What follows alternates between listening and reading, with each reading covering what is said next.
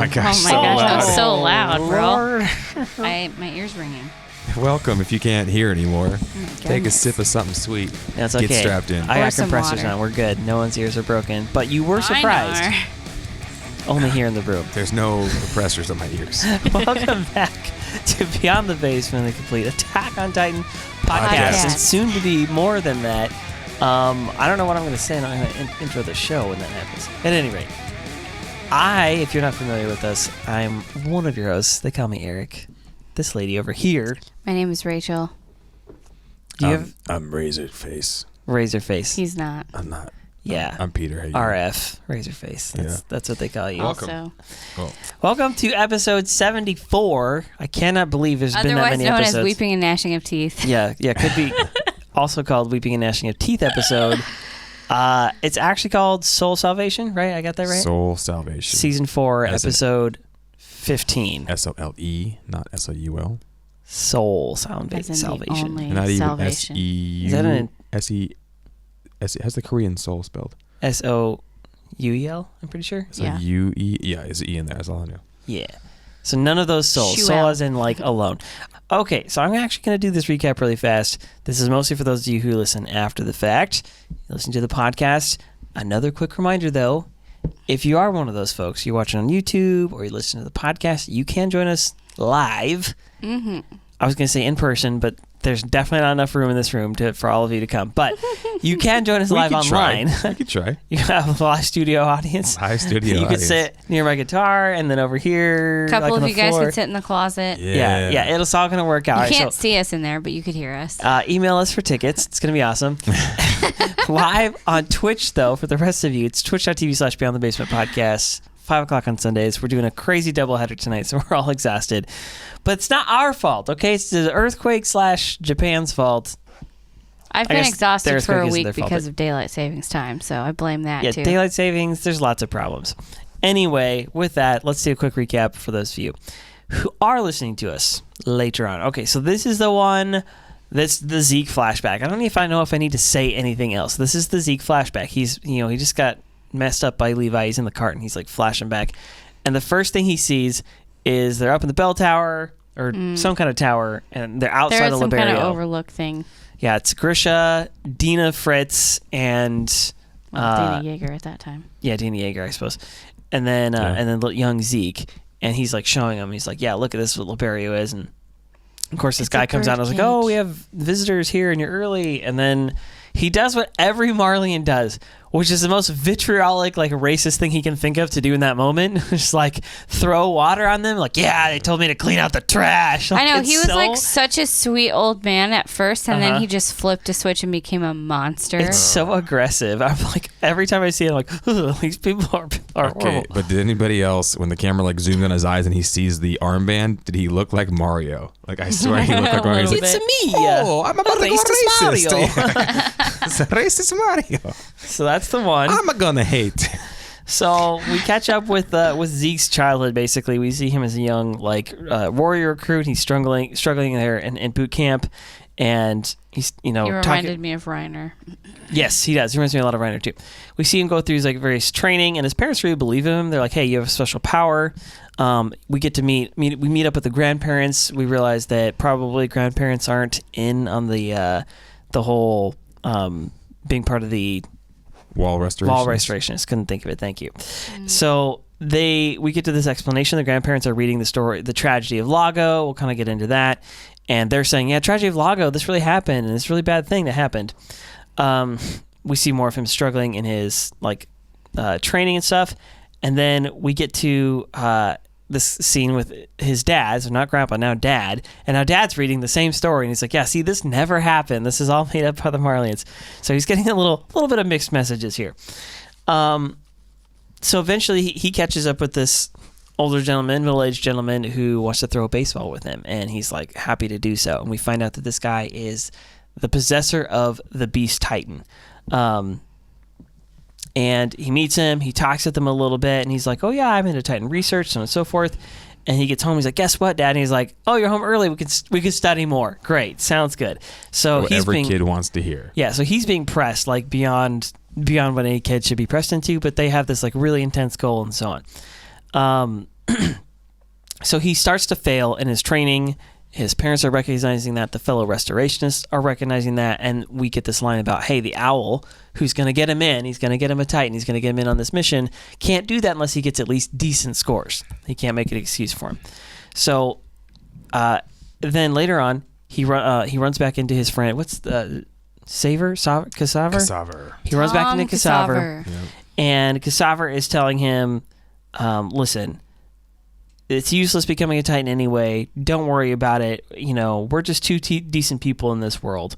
And he comes to grips with that, Zeke does. And right afterwards, he hears about this plot that is about his parents are about to be discovered. So, Rachel, props where it's due, correctly called this last episode before we even started the show.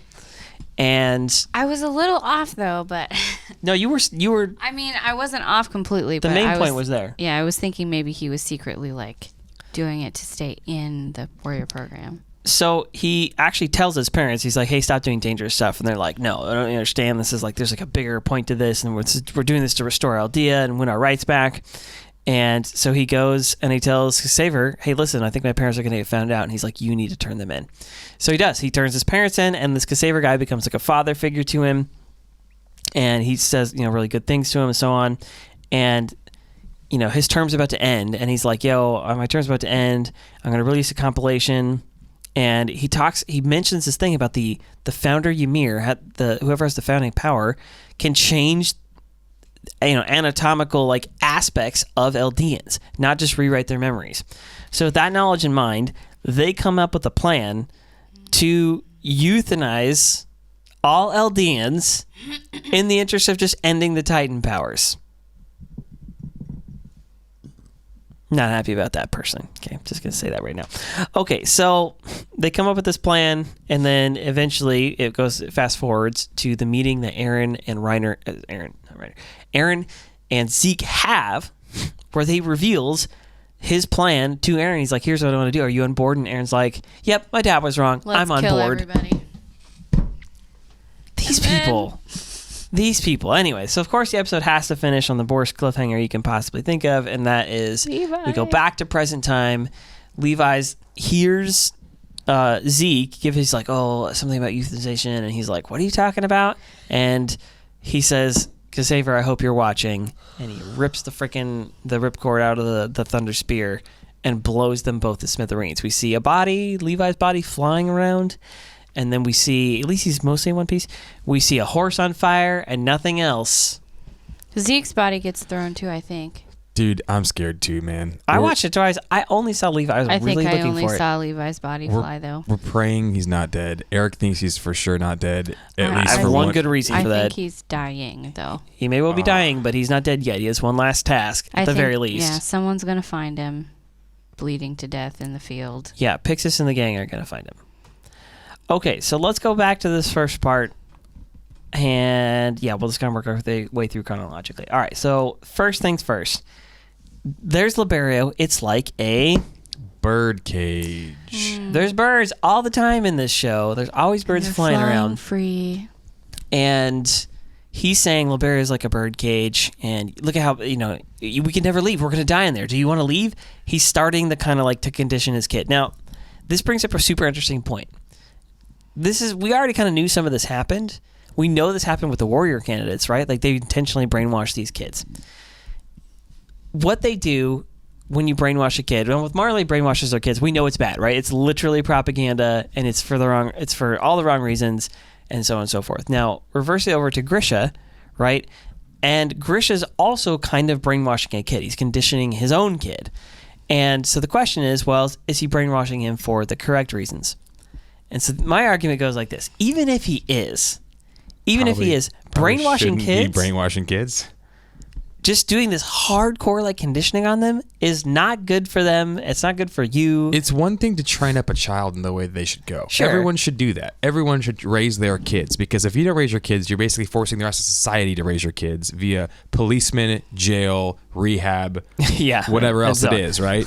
we as a society, as civilized people, should all take an interest in raising our kids, starting our families, protecting our families, providing for our families. Yeah. I know this is a crazy thing to say, but invest in the future generation. Teach them things like being kind to your neighbor, doing good things for other people at the cost sometimes of your own stuff, of your own self, Yeah. laying your life down for one another, caring, right? Like, I don't know, these just mind-blowing, but like really controversial things. And if you do that, you don't have to brainwash them. You don't have to do all these crazy things. Yes. You just train them up. Like, I'm not constantly like smacking my kids in the head that are like, you better love your neighbor, kid. Otherwise, like, this is the only thing that's important. I'm it like, doesn't work like that. I show them by my actions, and then by the way that I treat them, and by the way they see me treat other people. Yep. And guess what? I reaffirm that with words occasionally, like, hey, this is why we care about people. We think all people are created in God's image and they're sacred, and so we should treat them as sacred, no matter where they come from or what they do or what they look like. And we think that that's what we do. And my kids are like, yeah, that makes sense, and I see you do that, so that's what they're gonna do. I don't have to like punch them in the head and freaking waterboard them. You're teaching them principles. Right, you're teaching them how to think for themselves. You're teaching them principles about the world, right? And then they grow up to like think for themselves, which is probably the best thing to do, but not in Attack on Titan world. Okay, in AOT, the best thing that they can come up with is just force stuff down kids' throat from the earliest possible moment.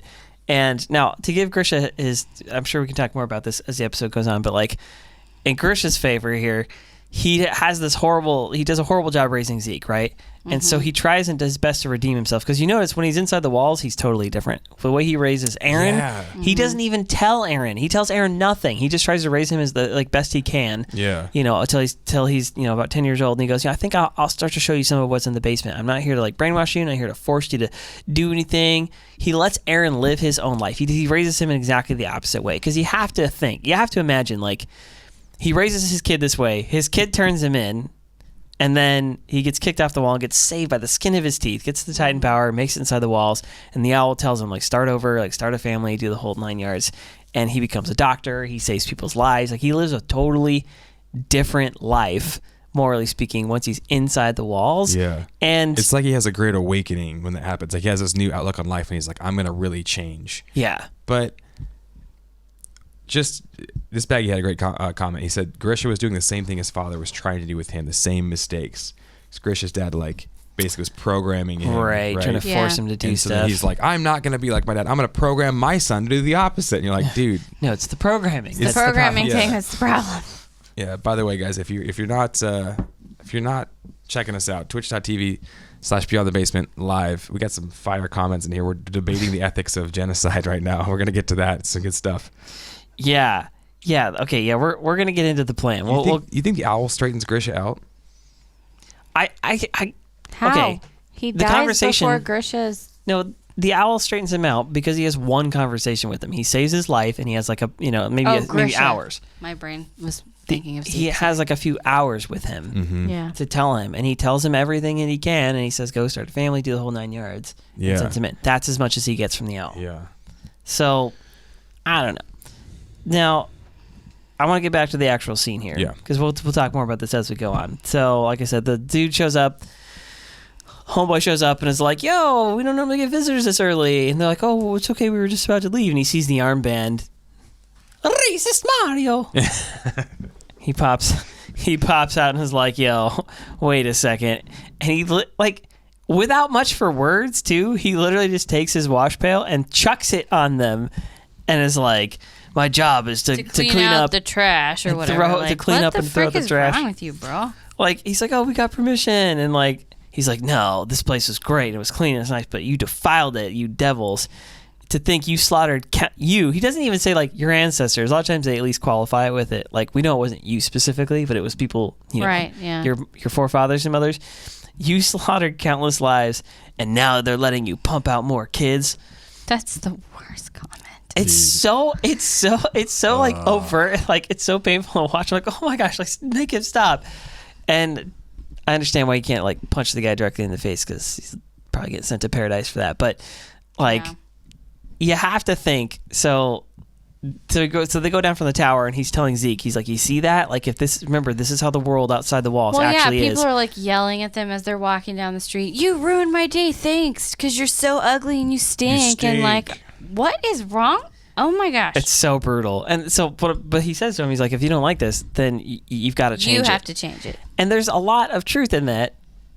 And in real world, we would say the way to change that is you start with yourself, right? Like you start by loving your enemies. This is a very basic like Christian like principle. This whole idea of like even the people you don't like, it's not the fight you have with them is not the fight of like, okay, let's argue. It's no, you need to love them, and that's how it begins. Like you want to end hate, you can't end it in other people. You only have control over one person. Start with you. And I'm looking at the man in the mirror. I've been hoping or fixing change his ways. What's the line? I'm hoping he can change. He can change his ways. That's right. Yeah. Thanks, Michael. Rip.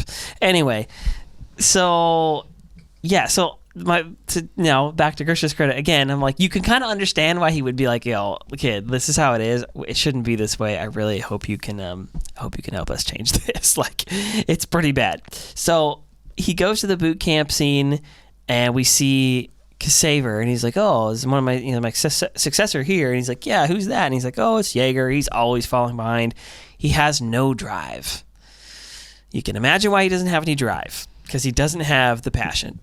Excuse me. Petticoater just said, sorry. It's just ahead. because Chad is fire tonight, you guys. You guys are always fire. Petticoater's like, Zeke and Eren are still thinking of Eldians as a problem, but the problem is hate. Yeah. Boom! Goes Truth the bombs. dynamite. It's actually true. Like I feel like there's a lot of that's kind of why we chose this show, but I did not realize when we started this podcast it would go this deep, but there's just like a lot of social commentary contained in Attack on Titan. So like, and it's not this like beat you over the head preachiness. Yeah. It's just like, oh, look at this interesting thing happening, and you kind of have to like tease it out and be like, like it's always so nuanced. Like you get a lot from like both sides. Like this is a good example of that. This isn't an old Western or a horror movie. It's not the bad guy and the rest of everybody. Yeah. Everybody's in the same dirt and muck, and it's about what we do with that. Yeah. So, all right, I want to get to this scene really quick. So, the scene with Ksaver is like pretty short, and it's just like, yeah, he's got no drive. Basically, that's all they say. So the next cut is they show up at the Jeager. I think it's Jeager. Well, whatever. Zeke's grandparents, but is this Grisha's parents or is this Dina's? It's Grisha's parents. Yeah, Dina's parents are dead. Oh, right. Yeah. That's right. She's alone in the world. Sorry. So they show up there at Grandma and Grandpa's house with Zeke and like, oh, thanks for watching. And like, oh, we made you pie. And it's kind of this cute little scene. And you overhear this conversation outside. And the conversation is like, let's see. The conversation is something like, oh, you're going to go to that social, dance club again? It Zeke seems really like he's onto something. Yeah. He's like, Zeke really misses you. And they respond with, no, I'm sure Zeke will understand one day. Dina does. And it's like, oh, Zeke will understand what we're doing this for Liberio. It's for the betterment of Liberio. They know they're not talking about no dance club. Well, so that's my question. And it's not 100% clear I lean one way on this, but do the grandparents know that Dina and Grisha are wall restorationists? Because in my mind, there's two ways to look at this conversation. One of them is they're talking in sort of coded language because they don't want anybody else to know, and they're kind of doing it in like hushed tones, like, oh. And so the coded language is it's understood by both parties, meaning like Grisha and his dad are both like, yeah, okay, we're dance club, but they both know we're really talking about wall restorationist meeting club.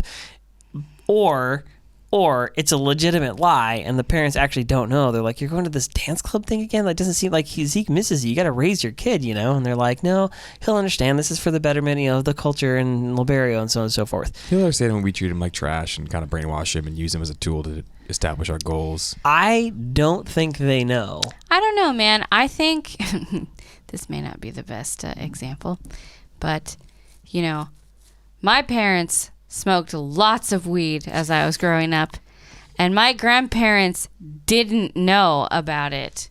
They flippin' knew. They just tried to ignore it to smell be safe. it. Like, they had secret rooms that, rooms they didn't want anyone going into. Like, my grandparents were not idiots, okay? Grisha's dad is a frickin' doctor. He's not stupid. His mom's not stupid. Like, I think they don't know, but they know. if you know what I'm saying. Like, Yeah. they suspect, but they've never... See, my grandparents never came right out and, like, said, are you guys smoking the pot? Like, they never did that because they didn't want to upset the boat. They didn't want to rock the boat, because if you have the conversation, and you have to actually have the conversation and Right. all the consequences of the conversation. I see what you're saying. You So they're then like have to social make plausible then you deniability. then have to Right. make a divide between you and the people that are doing something that you think is wrong. right. You know. So as Makes they're, sense. Makes as they're sense. carrying him out of that watchtower, by the way, real quickly, I forgot how to note about this. Everyone's calling names. You guys stink. You're terrible. My day's Yeah. Horrible. You or ruined my whatever. day. Thanks a lot. So he says, remember, son, this is the outside world. Like, this is what it is outside the world. It's hatred for us Eldians. And he says, let me find my note real quick. Oh, that's right. You're gonna save everyone. That's the line. Yeah. Sorry, my stupid notes freaking refreshed. Oh, he says, this is the outside world. Remember it well. If you don't like it, you've got to change it. Yeah. Which this I 100% agree with Grisha. Like, Yeah. be the change you want to see in the world. Right? Yeah. Start with what you can control. Start doing the right thing in your own life, in your own sphere of influence, and influence others to be that change you want to see. Yeah. But Zeke then- takes that in a very interesting way. He does. Well, I forgot he says this to him there. He actually says this multiple times. But he says, "You're gonna save everyone." yeah. It says comes You're up a our couple son. times. Yeah. And like the what comes to mind is Reiner, right? And there's this very similar thing, like, oh, you're gonna make it so we can see your dad, and his dad hates him, and he's like, oh well, I'll still go conquer the Eldian devils, and I'll be the savior of the world. Reiner had the same kind of complex. I'm gonna be the savior of the world, and to a lesser extent, though, Eren kind of has had that as well. It's like, oh, you have this Titan power. You're gonna be you're the hope of You're the hope paradise. of humanity. Hope of humanity. Like, you're Yeah. gonna go and like save the world. Like, Eren says, Reiner, I'm the same as you. yeah. We all thought everyone's trying to save the world, but what does that actually look like? Whoa, dude, this whole episode Yeah. just put that conversation in a completely different light. So he goes and he talks with Reiner, not for any other reason than to just have the conversation, because he knows he's about to end everything anyway. There was no real point to it. There's no strategic point. There was no, I want you on our yeah. side. Like, He's going to kill everybody anyway, so what's the point? it's just an emotional sort of like release for him. He's it's moving just forward in his own way. I just want to let you know Yeah. that you actually inspired me to do this, and we're actually the same. Like, we both think we're going to go save the world. Honestly, the whole Liberio ploy, I'm not sure what the reason is for. They don't need the Warhammer Titan. We can't figure this one out. I can't figure it out. We'll get there. We'll get Well, maybe they do need the Warhammer Titan, because the Marleyan government seemed to think that the Warhammer Titan was the only thing that could stop the king from invading.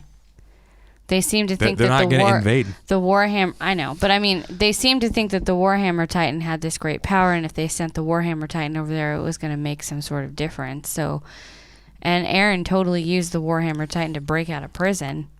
So Well- maybe for no other reason than they knew that the Warhammer Titan could make anything that it wanted to, and so that's why he needed the power.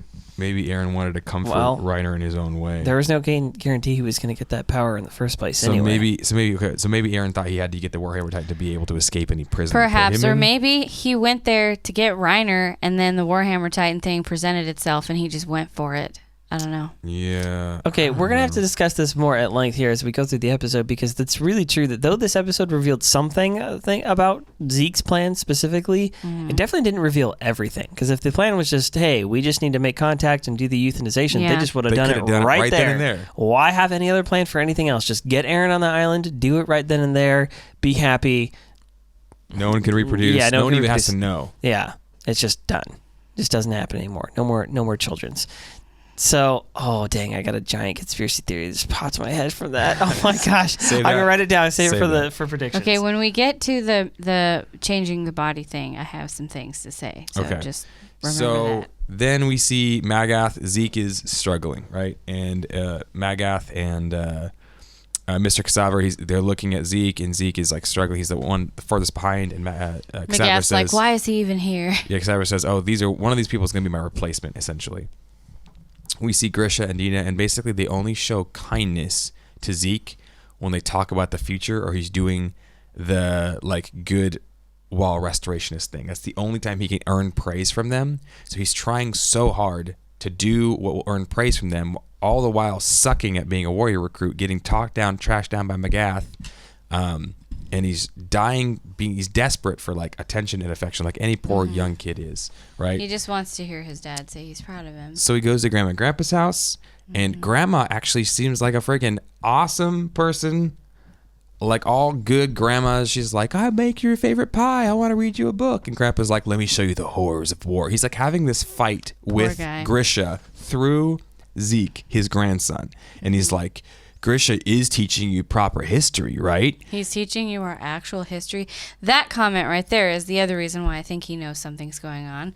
He's like, he's teaching you our actual history because Zeke spits out what he's expecting him to. Yeah. And he's surprised by that because he's expecting his father to teach him the not real history. Okay, now I'm on board with what you're saying. Okay, you're right. I think that makes the most sense. I was trying to figure that comment out. I couldn't figure out if he meant like... It was sarcastic as if all he was get saying out. like, oh, he's teaching our actual history, meaning like, I agree with what's in this book and he's teaching you what's in this book.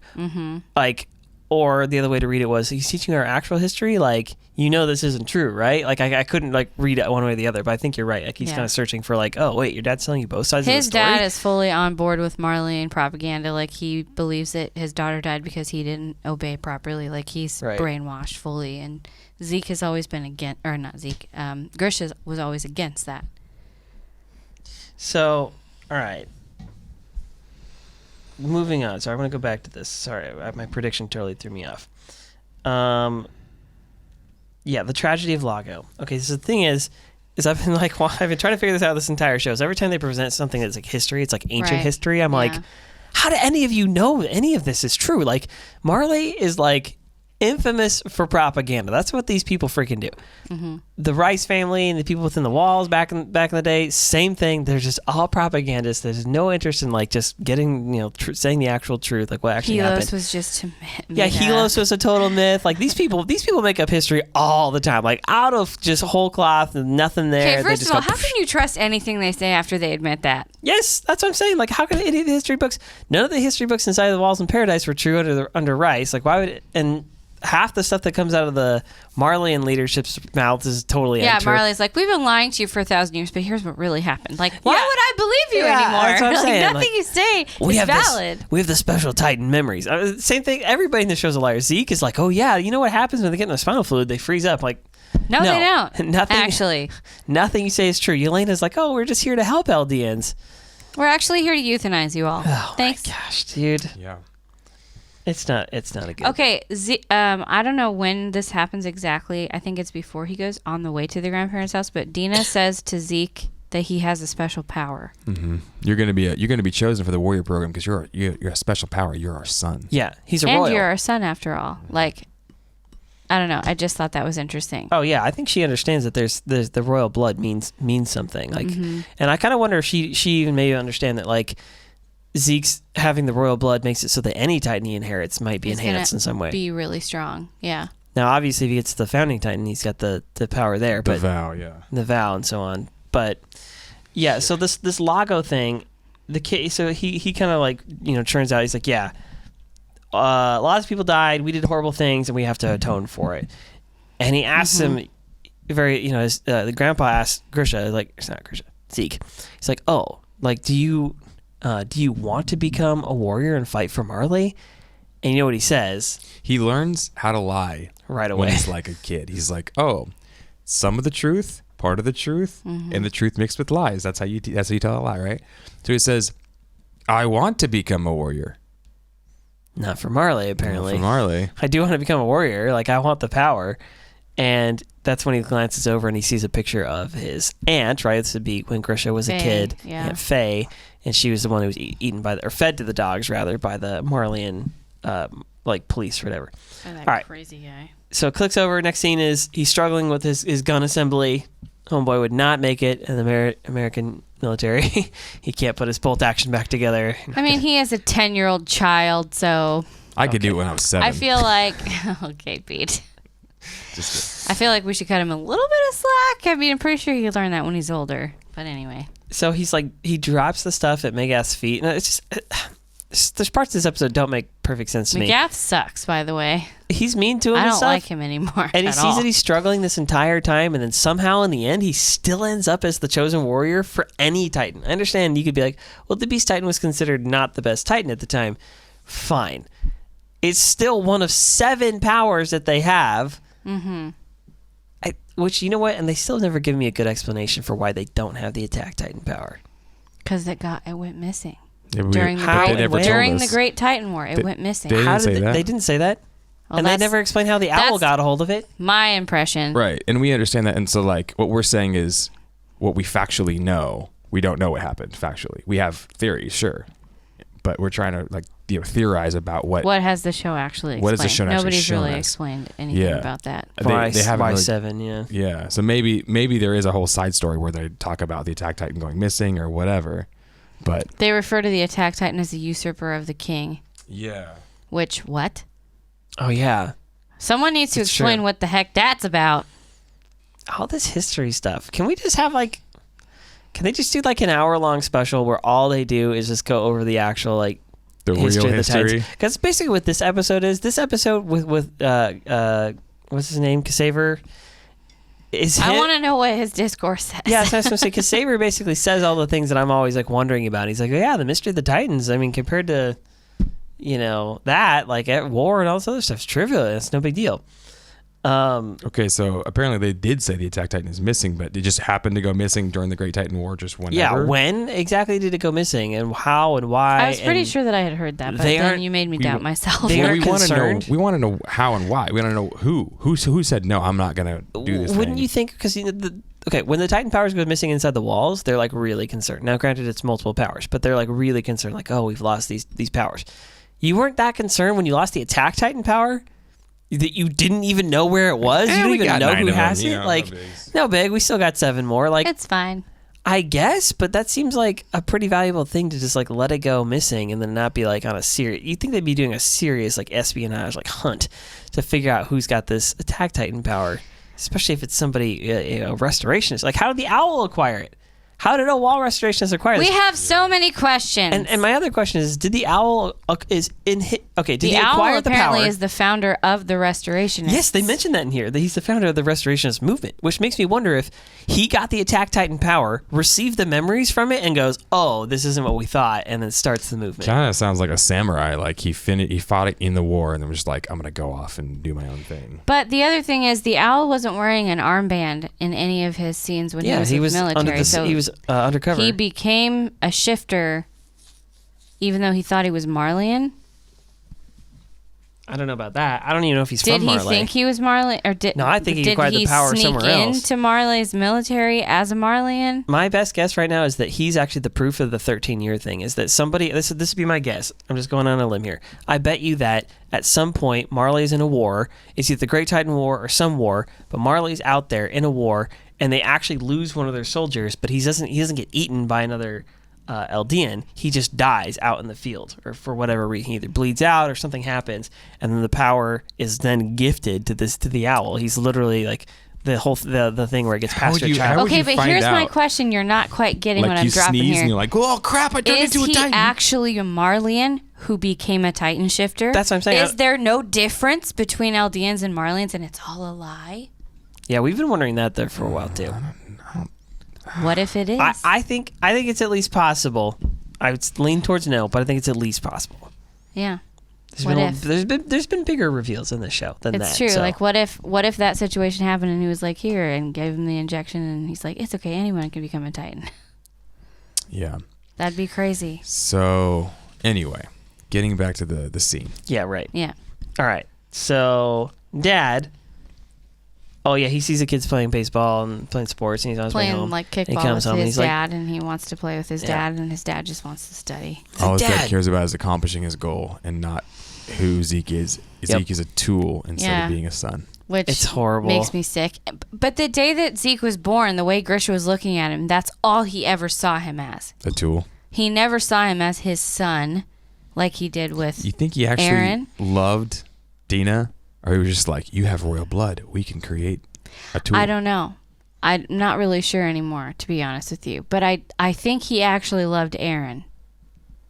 because of the way he was crying when he had to turn Eren into a Titan shifter. But when Zeke was born and he's looking at him, he's like, you're going to help us save the world. I don't think he ever really thought of Zeke as his son as much as he thought of him as an avenue through which his dream could come true. Yeah, and like hypothetically, if Grisha's dream does come true, he is going to have a better future for his son. But at what cost? If you kill your son for the expense of your the dream, relationship of his son, then you've killed what you were trying to accomplish in the first place. Even sending him into the warrior program at such a young age, he knows what the end game of that is. You're going to give your kid a death sentence. Yeah. Like, what kind of a parent does that? Okay, wait. So hang on. I kind of see it both ways. So this idea of fighting in any war always involves your own life and whatever your own life is worth to the people around you, right? So in World War II, I'm going to D-Day, I'm getting shipped out, I'm joining the military, we're in a war. You understand that your death is somewhat likely because it's a war. And you understand that it has a cost to you because you're then dead, but it has a cost to your family as well, whether you're a father, a brother, a son, whatever you may be. And so my point is to say that, like, when you're making that decision for yourself, I'm saying, like, you have to be willing to make great sacrifices for the cause. And I believe that, like, inspiring that in future generations is also part of it. That can be, not inherently, but it can be a noble and a good thing, right? The Patriot, he kind of like teaches his boys about like fighting for freedom and so on, and like that in that scenario is inherently like a good thing. Sacrifices must be made. Correct. If you have to live a short life for the sake of your children and your children's children, you have to go to fight on their behalf. That is still a good thing. Like you understand that like you're fighting for something more than yourself. Inherently, that's a good thing.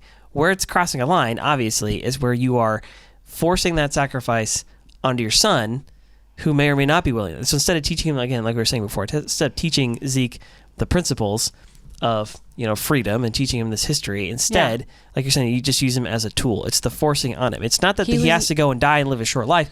That may not, but that should be his choice to make. Exactly. That's based what on I'm principle. saying. I didn't say it very well, apparently, but yeah. Yeah, we agree. Yeah. He didn't give Zeke a choice ever. He was like, you're doing this because you're doing this because it's what we decided you're doing. What's it called when parents do that with like sports? The living vicariously through them. Like, yes. I can't do this, so you're going to do this. Yeah. It's like the ultimate version of living vicariously through your kids. I know you're going to get a Titan power. You're going to have to eat somebody, and then you're only going to live for 13 years, but you're going to do this anyway. You don't have a choice. Yeah. Like, that's not cool, man. Yeah, it's pretty sad. So, let's see. Where did we leave off? Okay, we were talking about he just wants a loving father, and all he finds is a slave driver. He wanted to play, and his dad's about to tell him about the same thing, the Lago story, and then he says that's all a lie. It's Marley and propaganda. They made all that stuff up. Right. None of that actually happened. And this is exactly where it's like, okay, we find this hard to believe. Okay, Grisha's father is saying, yeah, Eldians are the devil. They did all these terrible things. And then Grisha's like, no, Eldians are angels. We would never do something like that. Yeah. And it's like, okay, neither of those is true. Neither of those seems to be true. It's got to be somewhere in between. There's still a picture of Titans going through an ocean to a war, okay? Something is going on there. Yeah, and the one time they praise Zeke is like when he is spitting out what they're trying to brainwash their him. propaganda. Like, yeah, exactly. Ymir would never do something that unthinkable, and he's like, good boy, Zeke. Right. And Zeke feels so happy, and then he's mopping the floor happily in the next scene. Yeah, dude, it gets really sad. The mopping the floor thing is kind of like, listen, gets tough. I said before this episode, I was like, nothing is going to make me feel bad for Zeke. And then I was like, kid Zeke? All right. Him as a child I feel bad for kids. I feel bad for any kid who doesn't have a good childhood, who gets like abused or brainwashed or taken advantage of in some situation. I feel terrible about those things. But that doesn't justify your actions for the rest of your life. Yeah. So Zeke's trauma, every main character in this show, when you get back to their past, you realize like, wow, you got a messed up childhood, bro. The world is cruel. The world is cruel and also very beautiful. But they don't know that. They don't know that. They only see the cruel part. Yeah. No, seriously, like think about Mikasa's childhood. Really jacked up. Parents died in front of her. Armin's childhood. Eren's childhood. Mom dies in front of him. Dad is gone. The Titan thing. Yeah. Armin's childhood. Parents gone. Grandparents gone. Reiner's childhood. Reiner was like really had a really horrible childhood. Who else have we seen? Annie's childhood was pretty jacked up. We're pretty sure.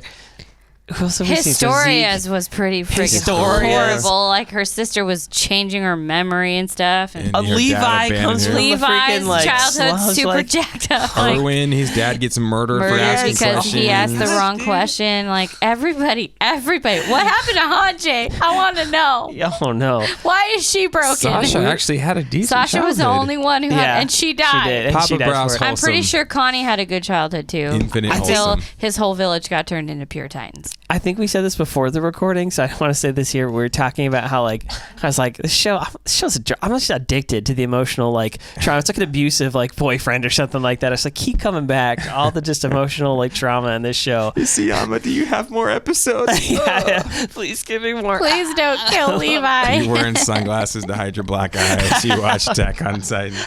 No, please say that. Okay, so at some point, McGath tells Zeke he should just leave, right? Yeah, he said he shows back up to training and he's like, no, like, you're not serious about this. You need to get lost. And we would never leave the power of a Titan in the hands of someone like you. Yeah. So he's walking home all defeated, knowing his mission's a failure, and he sees the baseball. And this is where he first runs into Ksaver in a personal way. So he tosses it back to him. He's like, oh, you've got a good arm, kid. And The first compliment he's and ever he's like, had. wow, Yeah. thanks, man.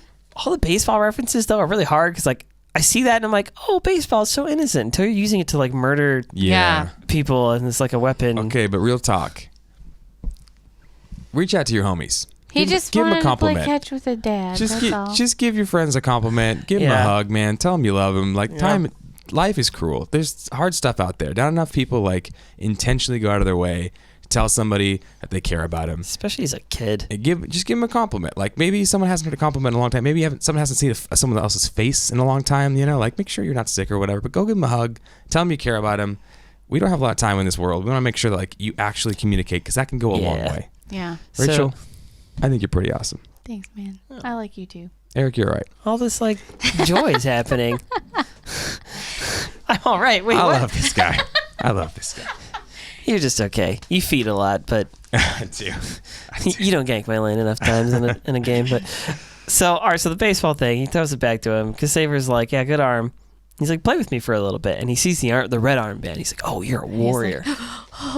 And You're a superstar. he gives the weirdest explanation here. He's like, yeah, you know, I have the Beast Titan, but, you know, I have the Beast Titan, which means I'm not very helpful in war. And we know the Beast Titan to be this, like, deadly asset. Colt but said before, Zeke, there's the never Beast been- Titan wasn't useful to Marley as a warrior in war. No, he says there's never been a Beast Titan and there's like never you. been a Beast Titan like him, but also he says they weren't really useful before you. Colt says that about Yes. the Beast Titan? When they're on the roof, right before McGath shows up, and he's Yeah, like, I remember the conversation. did you but he think doesn't- you're really alone? He does. He says there was never a Beast Titan like you. They were never useful before you. He doesn't say they were never useful. He just says there's never one like you. Pretty sure. I don't know. I could All be right. wrong about that. We'll go back and look at it. At any He rate, at least insinuates at the idea, in my opinion. well, this, if anything, This this confirms it. Yeah, this yeah. is like for real. Like, okay, so apparently the Beast Titan wasn't considered as useful, and he's like, yeah, I do Titan research, and he actually gives him this compliment. He's like, oh, your throw has some heat on it. You'll be a great pitcher. I'm like, no. Why, Yes, he God, will. No. But Isayama's a baseball fan. I got to give him credit where it's due. I like baseball too, so like it's kind of cool. And then when he, like, you know how we always like, dude, the fights are usually well animated because they're all done in like an MMA, like a fairly real like style because he's an MMA fan. But the baseball thing I can appreciate too because when they show the Beast Titan throwing, his pitch or whatever is very specific. Somebody told me which pitcher he modeled it after. He said it was some specific pitcher, but baseball's big in Japan, so that makes sense. Yeah, I guess we'll kind of just go quickly. There's so many cuts in here, like it goes really fast. Yeah. So the next thing is he gets home again. He's like, Dad, guess what? And he's about to tell him, I just met up with the Beast Titan and I had a good time, blah, blah, blah. And before he can do that, they're like having this conversation. And guess who's in there? Grice. Grice is in there. Grice, father of Falco and Colt. Yep. Mm-hmm. Or father or uncle? It's uncle. Uncle of Falco and Colt. Yes. And he's in there and he's like, what gives with Zeke? And like, what was wrong with this kid? And, the owl told us that they can't influence decisions unless Zeke has decent scores. The owl got him in, or was planning to get him in. And he has others. Yeah, he says they. That means there's more than one spy. The owl is not the only spy in the military. And okay, but and that goes all the way to back then. Are the other spies, are they Eldians or are they Marleyans? Well, who knows? If they were Eldians, then I would say don't give your Titan power to Grisha, even though some of it worked out. I would say give it to one of the other spies who can be in the military, who can continue on the legacy of the owl. Right. Yeah, who then knows? we can have a cool mini-series about the owl and how it's passed from generation to generation. It's like a mantle. It's like the Dread Pirate Roberts. Yeah, that'd be cool. The Dread Owl. It's also possible Roberts. that maybe the owl turned... I just thought of this, just to kind of circle back to that. Maybe he's only half Marleyan and he just didn't know until he got turned into a Titan shifter, because apparently that happens because Reiner's half Marleyan and... But the owl did have the memories. That's probably why he gave it to Grisha. Yeah. Yeah. I think the memories influenced the owl to give it to Grisha. I think he probably always planned to give it to him. Is there a hitch in the plan? Why do you say this? Oh, no, never mind. When he says we can make it to where they can't have kids, I was like, well, if you make the women barren, they can't give birth. But if the men can still pass on Eldian blood, yeah, you know you'd how have men to change everybody. You'd have to change men and women to make it where they can't have kids, meaning you have to make men and whatever. Yeah, you get what I'm saying. But also this plan has a hole because there's a lot of half Marleyan and half Eldian people hidden because, like, there's Reiner and then what's his name took off his armband and had a family. Yeah. And kept it a secret and maybe... But do you think his kid... What I'm saying is, like, if half Eldian... We know that people who are half Eldian can still become Titans. Yeah. We assume that they're still then, quote, subjects of Ymir, and they'd still be vulnerable to the power of the Founder. Yeah. No matter what percentage of Eldian they are. They say the That's Eldian true. blood is dominant. It's dominant over That's the why Marleyan. Reiner was half, and he still was. He can still shift. Mm-hmm. So they argue over Zeke's future and success. Zeke overhears them. They bust open, and what's the one intense thing again? Grisha's like, you have to do it, son. You got to step it up. This only comes once in a century. We can possibly do this, right? You can do it. He tries to apologize, Zeke, as a little boy. He's like, does. oh, I'm sorry. And he's like... He doesn't understand, man. I just feel so bad for kids. Just leave them alone. Yeah. Just let them have a sad kid life in the birdcage as best they can, and let him choose as he gets older if he wants to, you know? Which, again, is essentially what he does with Eren. As much as his hand gets forced with Eren, right? He comes to the end of his term and the whole thing, but like with Eren, he raises him totally different. He does not force all this Night stuff and on day. him. He lets him be a kid. He doesn't tell him. He lets him have his own suspicions about wanting to be free, and he says, "Okay, Eren, now you're ready. I'll show you something." Like he wasn't going to be like, "Eren, you have to." That's a good point. He looks for him to want it himself. Yeah. And then he goes, "I think you're ready now." Yeah. Like, what an idea. You let kids like kind of blossom and flower. You give them instruction. You raise them the way they should go. But then when they have like an inclination of like what they want to do, you embrace that. You bless that. You help them. You speak that into them. Like yeah. Dang. Poor Zeke. So, I know. He's like, you must perform better. So then we see Zeke the next day, and he's not performing better. He tries and utterly Grisha fails. and Dina are watching, and Grisha like turns away. And like, dude, when your dad's watching you like on the sports field, and you screw up, you don't want your dad to look away, and this is like even worse. He doesn't just look away; he walks away. So then that night, you hear Zeke or Grisha, and Grisha is like a freaking abusive dad. He's like screaming, like he's gonna screw it up. This is BS. He's basically a piece of work. I hate him for this because he's like abusing his mom and like Dina's like he's just a kid, and then she screams like he's beating her. And Zeke is like crying in the bathroom with like something over his head, like, dude, I hate you, Grisha. So then. The only solace in Zeke's life is this guy who treats him kindly, and his name is Thomas Ksaver, and they play catch, and they talk, and Ksaver says, "Yeah, you're real messy the day on the field." And he's like, "It's not funny. I'm never going to become a warrior, and I have to become a warrior." It's pretty much over for me now. Yeah, I'm running errands. Ksaver says like something that no Marleyan no Eldian should say, and right? certainly no honorary Marleyan. He says playing, it's dumb to shorten one's life. He's like, being a warrior is dumb. Getting sent to become a soldier and fight for Marley, no one wants to do that. And Zeke's like, oh God, like he's waiting for lightning to strike him and kill him. And he says, well, why'd you become a warrior, Xaver? And he says, I became a warrior to research and learn the secrets. Everything started when the founder Ymir touched something. What did she do? That thing in the water. And he says, it's worth shortening my life to be able to do research and know the truth about the Titans. Compared to the mysteries, compared to war and whatever, the mysteries of Titan are way better than war and hatred and all that like small scale stuff, right? This is like transcendent in important things. Yeah. And he's like, we're different than the rest of them. We're not interested in their war games. We want to know like the truth, right? So then he kind of is inspired by Ksaver. He's like, maybe I don't want to die. Maybe I want to live and I can just do good Being here. alive is enough. And then he overhears. Yeah. This part, dude, is really rough. Okay, wait. Really quickly, on the Ksaver thing. We mentioned this before. He's kind of like a Hanji type. He's got this like scientific like mind. Yeah, him and Hanji would have had, but they're like besties, with like doing crazy experiments. He's and like, stuff. I'll shorten my life to learn the secrets of the Titans. So, whoa, you think Hanji would ever do that? Yes, 100%. Given the opportunity? Oh yeah, I'm sure it's at least possible. She would think it's a worthy sacrifice. Yeah. So they talk about. I lost my spot already. Okay, here we go. Yeah, war. You know. That's why it's useless in war. He talks about the Titan again. He says, "Oh, I'm useless in war." All right, yeah, that's why I'm useless in war. And so it's like, all right, yeah, I got. How did he get the Titan? That's what I'm trying to say. How did Ksaver get picked, even for the lowliest of the Titans? You've only got 7 of these powers. They're all pretty powerful for various things. This one isn't as effective in war, sure, but you just give it to some schmuck, or is it we do reserve this Titan power for somebody who's kind of brainy? Because maybe this idea of like a Titan researcher position is kind of a thing, and that like he's a very smart guy. They do have a support Titan who like carts people around. Yeah, So why wouldn't they have make like a sense smart? that they would have a research Titan, but also, I mean, is the Titan shout thing something unique only to Zeke? Is that something only he can do? It seems like it. So then, what other powers does the Beast have? Well, we were talking He about can throw, which this guy can clearly do. Yeah, Which we is were talking about how it seems like Zeke must have pioneered that. It has to have been. So we the think. throwing of the Titan power thing. All the above. The Titan shout? He turned the You Beast don't think Titan. Xaver did the throwing with rocks and stuff? You're right. He did play baseball. It's hard to Yeah. say. But if Yeah. he's saying I'm useless in war, but he had the throwing power. Yeah, you're right. He wouldn't maybe be Zeke was like, useless. no, I'm smart enough to show you all the reasons why I'm useful. Yeah.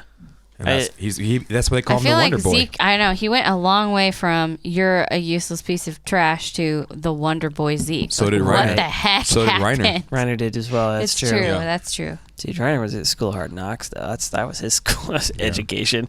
Anyway, continue. So we're two decent people. And that's a rarity in this world. Like they consider themselves both decent people, and then like not, but like a few years later are conspiring to euthanize an entire race. So there's that. That's super decent. That whole thing. Total norm. It's fine. So he says, Zeke overhears the wall restorationist. He's Yeah. at dinner. They're eating. And he's really concerned about his parents. Not just the parents, but himself too, right? And even though his parents are slightly abusive, Grisha especially, he says, Mom, Dad, don't Stop doing dangerous things. Stop doing dangerous things, please. Like they're gonna get caught, and we're gonna get sent to the island of devils, where we're gonna turn into monsters, and I don't want that, right? And you think his parents would be like, "Oh, honey, I'm so sorry," but instead, it's like immediately doubled down. Have you learned nothing we've taught you? Unless someone takes a stand, we'll be stuck in this pitiful birdcage. I partially agree with this. I don't agree with the methods, right? They see this as a birdcage in the show. Like the birds are showing us transcendent. No walls, no war. I've got something crazy on the birds for the prediction section, by the way. Being able to fly above all of the hatred, all the terrible things, right? Go fly away from here, right? Be free. That's what everybody wants. Everybody wants this freedom. And Grisha accurately says, like, we're in a birdcage. We're stuck. We can't leave if we want to. We're treated like garbage. Don't you want to be free from this birdcage? We're fighting for the future of all Eldians, including you, says Dina. And he says, even if I end up like Aunt Faye. Grisha freaks out. Obviously, hot button point. He says, the only reason Faye died is because this world is twisted. I agree. We fight so no one ends up like her. We must restore the strength of Eldia and win back our rights again. And he is like screaming at Zeke. So Zeke, Dude. next scene is with Poor Zeke. He's like is with crying. Sally. So wait, all right. I want to point this out Okay. one last time. So up to this point in the show, I keep saying there's basically 3 factions, right? The factions are Marley, which kind of has their own interests, and they may sort of represent the rest of the world as well. But we'll call Marley its own thing. Paradise, which is like we're looking out for the lives of people in paradise. We want peace with the world, but we're trying to figure out how to do that. And then so far we've had the Jaegerists, right? And the Jaegerists are saying have essentially a similar. Well, okay, let me say this. the Jaegerists, who ultimately have the same goal and are from the same blood as the Wall Restorationists, which is an Eldian empire. That's sort of what they're after, is they want their race to be a unified nation, to have one place in the world, and they don't care the methods. They want the rumbling. They want all these various, they're willing to go to like great lengths to like achieve that. Now, this episode definitely seems to introduce a fourth faction, which is the Zeke and this is the proper Jaegerist faction, if we're honest. But the Zeke and Eren thing, which is the euthanization eugenicists. plan. Yeah, the eugenicist plan, which doesn't even give them the rumbling. It doesn't, well, maybe. We'll see where that goes, I guess. But my point is to say that like this sort of introduces that like next faction. But as it stands, this idea of like fighting for the Eldian Empire is core to the restorationist thing, right? This is what the owl had in mind. This is what Grisha has in mind. And then, Grisha, what's interesting is Grisha does not pass that on directly to Eren.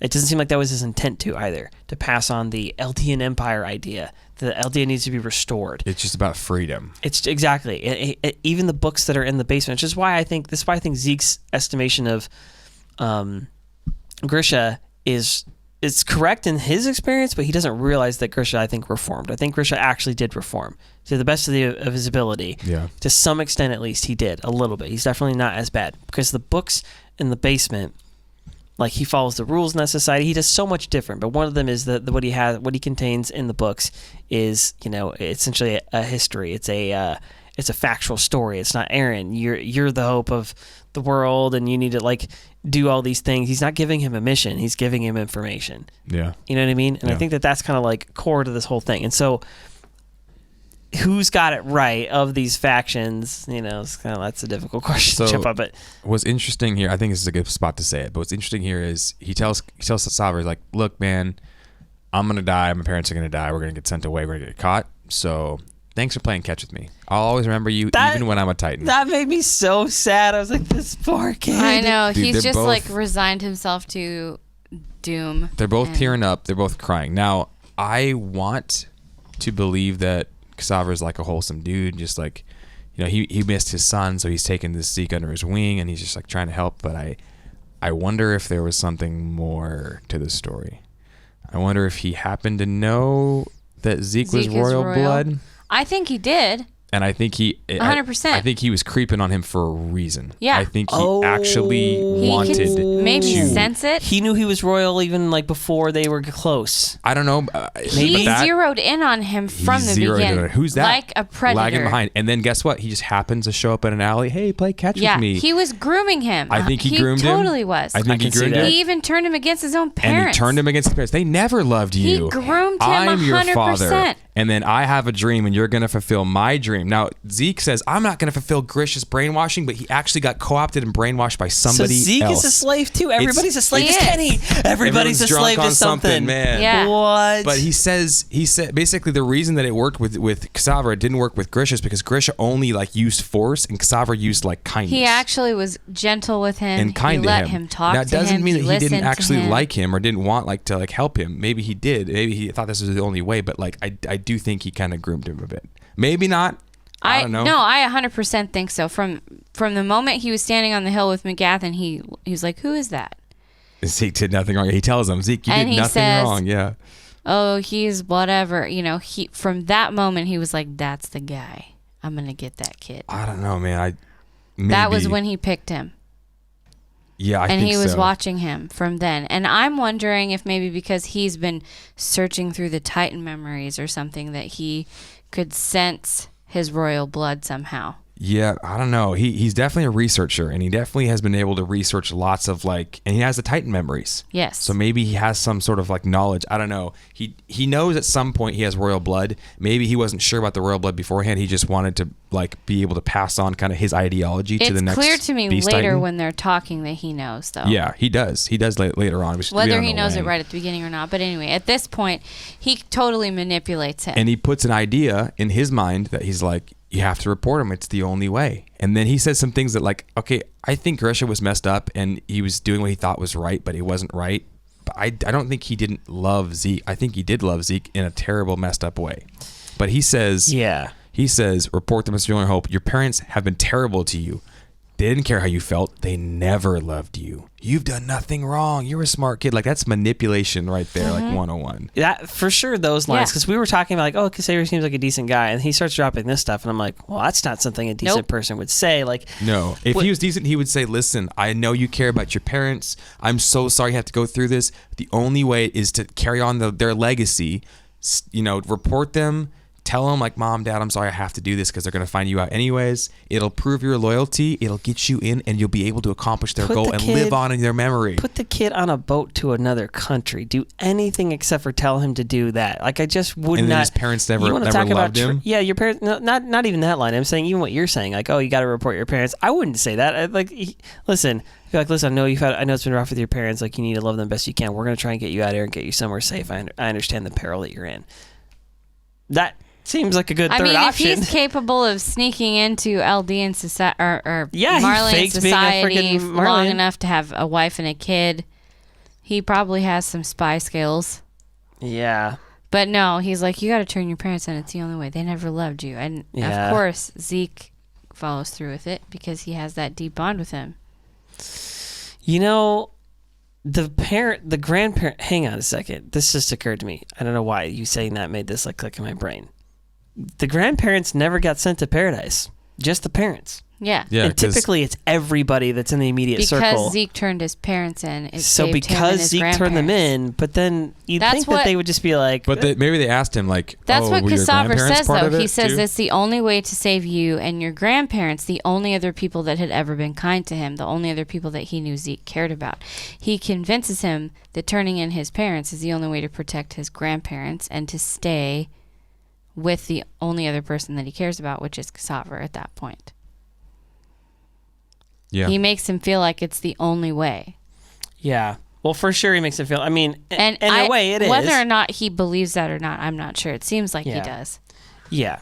All right, so at but any rate... then he gives him that extra nudge. He turns him in. I think he was conflicted about turning them in. I don't know.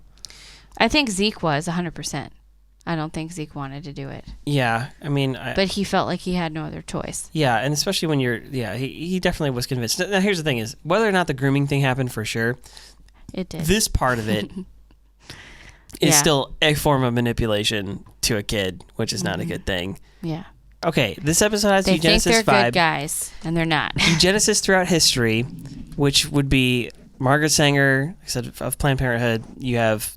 Hitler, the Third Reich, that whole gang. Yeah. There's some kind of earlier on in history, but this idea of like it's a very modern idea because the idea of genetics generally is a new idea. It was new to the 20th century for the most part.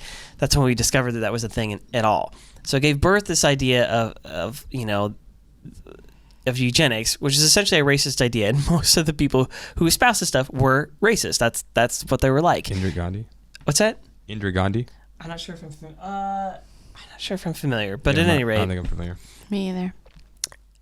They all kind of have this like very like racial, animus and stuff like that, and believe the weird stuff about genetics, and they all think they're the good guy.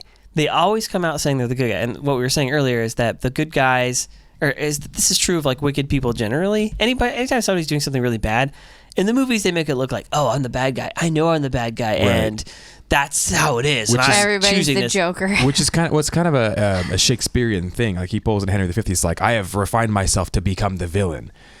Nobody does that.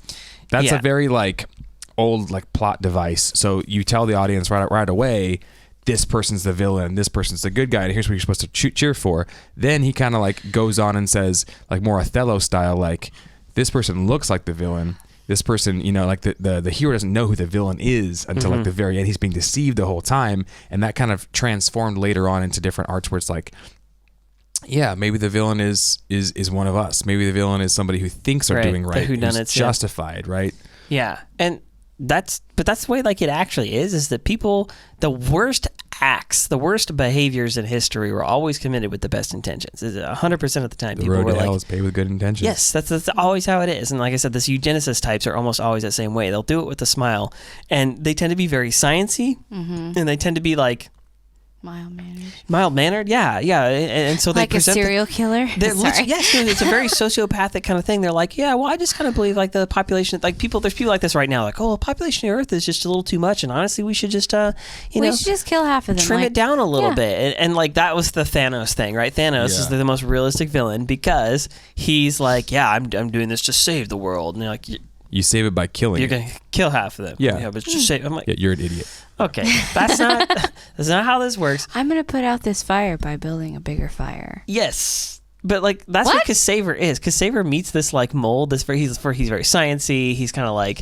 affable and stuff like that, and also has he's this got like this really warm smile. secret and he wicked seems so plan. sweet, but he's actually grooming a child to turn in his parents.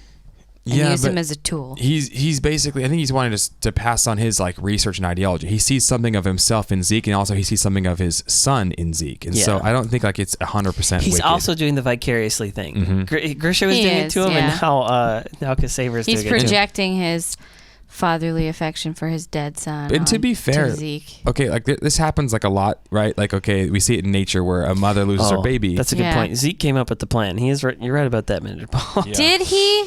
Well, yeah, no. Zeke pitches. Zeke is the one who says, "Okay, let's read the dialogue first. I'll let you finish your thing. We'll get to that. Right. Yeah. We'll get to that. Right. So like in nature, a mother like loses her baby, and then she goes and she adopts like some random animal out there and like just treats it like it's her baby because she has this like this lost baby syndrome thing where she's like trying to replace it, and we're like, oh, it's sad, and that's not really her baby, but we're like, something actually kind of good is coming from that, like adoption is coming from that, right? Then when humans do it, for instance, somebody like when it's done wickedly, like you hear stories of people who like lost their baby in a hospital and go like steal another baby, like really wicked, terrible, right? But there's also a good part of that, like someone does lose one of their kids, they feel terrible about it. Oh man, it's really sad when a child dies. Then they go and they adopt somebody else.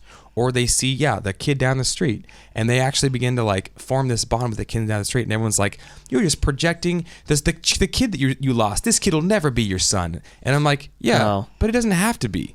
You can still actually have a good connection with this kid, treat them kindly. You can benefit, and they can benefit. It's actually a wholesome thing. It's actually a beautiful thing. It doesn't have to be some weird, gross, like you're trying to replace your kid with this kid. It's like, no, it's not about that. It's about healing. It's about there being a connection, and there being something like good that can come out of tragedy. Something good that can come out of suffering.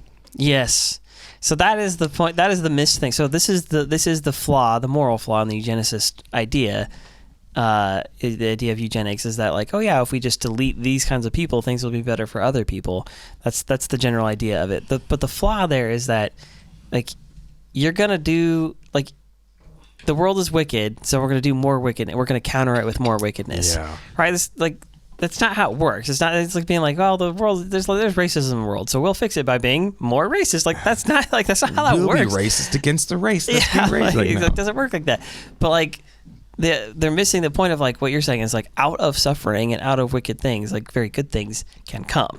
Right, but it requires perspective. It requires love. Right, out of hate can grow love, and out of the bad things in the world. Like think about all your favorite stories, like all the like really great stories of like wow, like there's hope for humanity. Like you was always when you see like a video of somebody who's like really hurting or suffering like that, and or something bad's happening, and somebody walks up, a stranger or something goes up and like helps them or something like that, or you see like a video of somebody like forgiving somebody, redemption, or like those redemption stories. You see those redemption stories, and they're worth so much more to you than anything else. Like it's natural. We're humans. Like we see that, and we're like, oh, good things can come out of bad situations. You see it all the time. You see people who grew up in bad situations. What's his name? Schultz, Charles Schultz. What? Eric Schultz, the guy who did Starbucks, founded Starbucks. Couldn't tell you. I can't remember his name. Schultz is his last name for sure. But like he grew up in like true, like legit poverty, and then founds like Starbucks and goes on to make this like huge corporation, like really makes, something of himself. Ben Carson, right? Same kind of story. Like dude was like, he had nothing going for him, grew up in this like horrible neighborhood or whatever, and then grows up to be like the world's like premier like neurosurgeon. Like we love those stories, especially as Americans, but it's like we love those stories because we can see like even out of like bad stuff, people are like finding ways to like do good out of it. And so so we're talking about this, I think you were saying this, like Mikasa's line is, the world is cruel and also very beautiful. She can see that out of cruelty, like beauty can be had. And in this episode, they say the world is very cruel. I'm going to leave it at that. That's all they see. And so I feel like that's what Ksaver and that's what these guys are seeing. And they just aren't, they're hopeless. They are hopeless. They're like, they're suicidal. We're going to end it all. I mean, suicidal for the behalf of an entire race, which is messed up. Yeah. Yeah. I mean, this is Nate the Great's like onto it. I'll eliminate racism against all Eldians by sterilizing all the Eldian race. Zeke Jeager, probably. Yeah. This is exactly. It just makes so much sense. You're like, oh, all these people hate me. So, in order to fight back against that, I'll kill all these people so they'll be known for you to hate in your face. Oh, wait a second. Like, it doesn't make any sense at all. We understand some more so because of the whole Titan power. They're always going to be seen as villains, right? Yeah. They're always going to be hated hypothetically. Yeah. Even though that's actually not true, and there's other places that haven't hated them, and they've got relationships with other nations. Yeah. They could break the stigma, but anyways. Zeke only sees the cruel, he only sees the suffering, he only sees the hardship, and he thinks the only way to end all the suffering is to end all Eldians. Yeah. All right, so let's get to the dialogue on it. He says, so they do this fast forward thing where Zeke's now like a teenager. He's throwing the ball and he's hitting him harder in the glove, and he's like, oh, take it easy. He's like, you're an old geezer now. And he coughs, which does seem to be something everybody does when they get to the end of their term. They're kind of like sick, They basically. have tuberculosis now. Yeah. And he says, my term's almost over. I didn't get to grow old, but I don't regret a life of research. I'll be able to release a compilation, so like a book or a study or something like that. And he's like, oh yeah, what's it going to be about? What's in it? And he's like, well, it's going to be about the things that the founding Titan did to the subjects of Ymir. That's what Ksaver says. Mm-hmm. He responds, Zeke responds, oh, you mean like rewriting the memories, which number one means that they know about that stuff. Mm-hmm. They know about the rewriting of the memories, that it's at least possible. And he goes, actually, I believe that the founder could change the anatomy of bodies as well. 600 years ago, there was a pandemic. I'm sick of that word. Like, as soon as I saw it, I was like, I know you wrote this beforehand, but like, I don't want to talk about this anymore.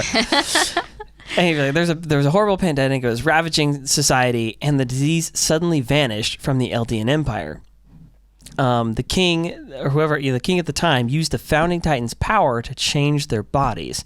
And no matter where he leaves it at, no matter where we are a part of the founding Titan. Okay, you read this in a history book. Again, every time they present new information, I'm like, is that really true? Did he read it in a history book, or did he find it when he was searching through the memories? Good question. Because he says he searches through the memories. That's true. Okay. I have a couple things to Hit say me. about this. So, this whole changing the memories thing. How do you change memories? The only way to do that is to change the structure of somebody's brain. The only way to change memories is to change the neural pathways in their brain by changing the molecules of their brain. Yeah. So if you can change brain matter, you can change anything in that body.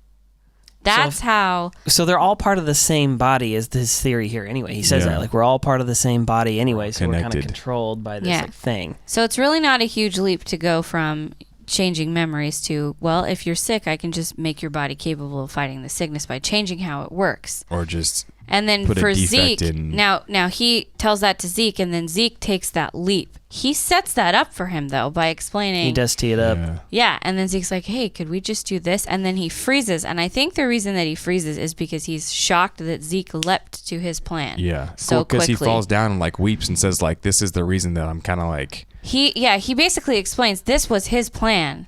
Yeah. And he hadn't told Zeke yet because he didn't think Zeke was ready. And then Zeke just jumps to the conclusion all on his own. Well, Zeke has the memory of and he's like overcome with emotion. Yeah, he has the memory of the guy saying, oh, you're just pumping out more kids. And he's like, oh, racist Mario, yeah. Mm-hmm. Racist Mario. Yeah.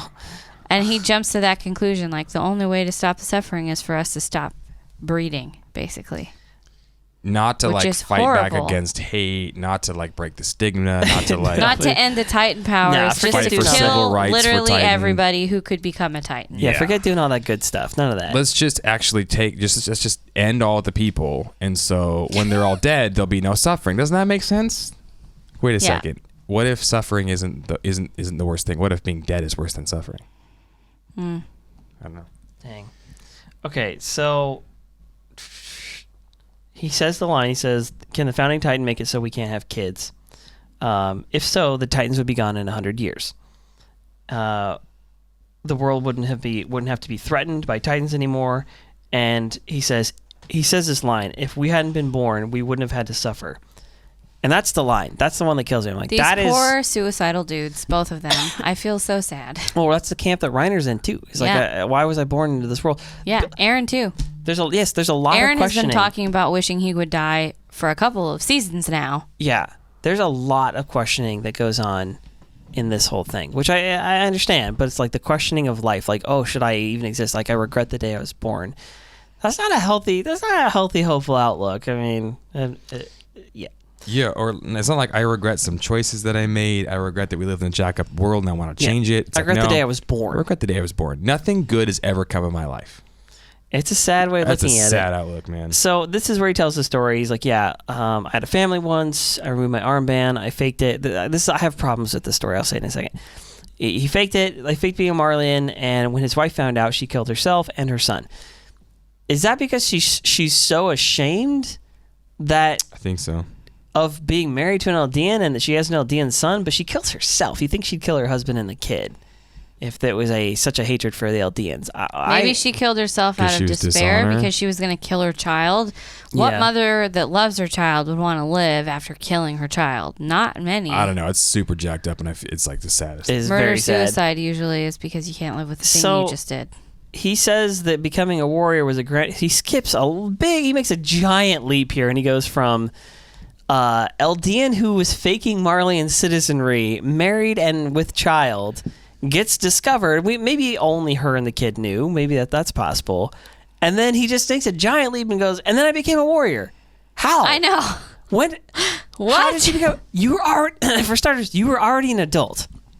Not a kid. They seem to train these kids, train them up from kids. I don't know how that worked. And then you just casually became a warrior? To be fair, don't you have to be the best in your class to even get? Remember that they had probably just introduced the warrior program. They announced the program, Grisha, in his memories. Like, he remembers the announcement and he was a scientist, so maybe he was like, oh, I'll be one of the first ones because I'm a scientist and I'm in on the ends. Okay. All right. But still, he doesn't explain it. He just says... It's a huge leap. Well, Marley was using the Titans before the warrior program. I think the warrior program was like a new idea to bring in more recruits from a younger age so that they had lots of options. Yeah, I could see it being like that. So at any rate, he's like, for 13 years, I immersed myself in research. I met you. I played baseball. It's been fun. I looked for my dead son inside of you. And I ran away from my sins with my Titan powers.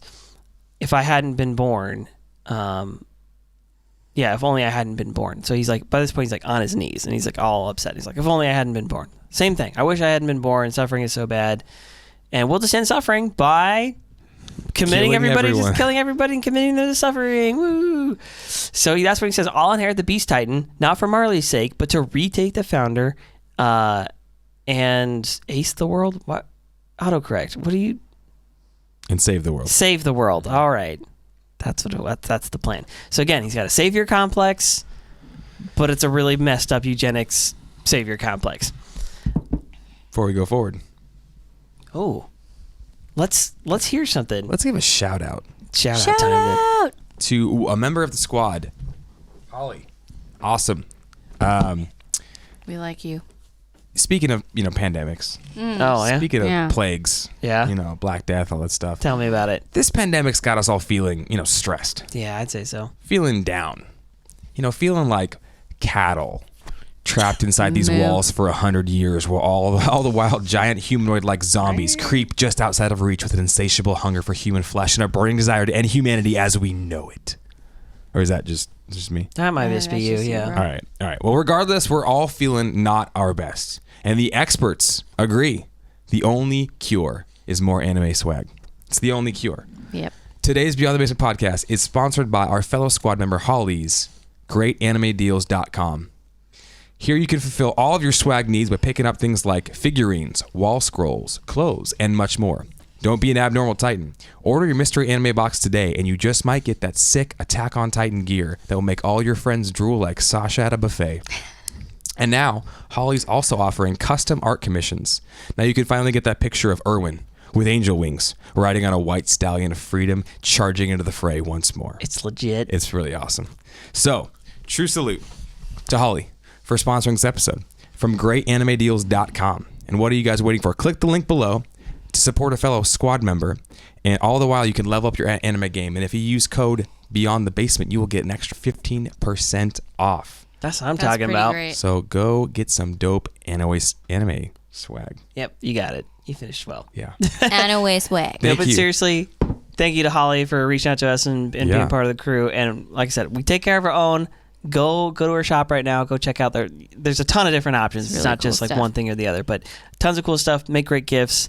Go check her stuff out. We'd appreciate it, and she'll appreciate it. So, okay, so let's see, where were we? Let's get back. Let's get back into we're this. in a juicy spot right here. I've got a lot of things to say, a lot of questions, but Okay, the on the stuff we just did, so they're having What's this Space just moment said? where Ksaver says, like, basically, yeah, go commit, this forced sterilization of all Eldians to commit, genocide, to end all of Eldia forever, and that will end all the Titans, and therefore that'll end the suffering for everybody. Yeah. Now, here's the thing. This goes along with something we've been saying this whole time, is that the ultimate goal is to do away with the Titan powers. Yes. I didn't see it coming like this. I didn't but think we've you'd kill talked- everybody. Yeah, we've talked about this a lot. We thought it was going to be Eren would contain all 9 powers and then find a way to kill him and end it, or Or him and something a like- few of them would freeze into a crystal or something. Or they'd use magic to somehow release the vow of the founding Titan on them and set themselves free forever, because either everyone's got to have a gun or no one has a gun. Right. Mm-hmm.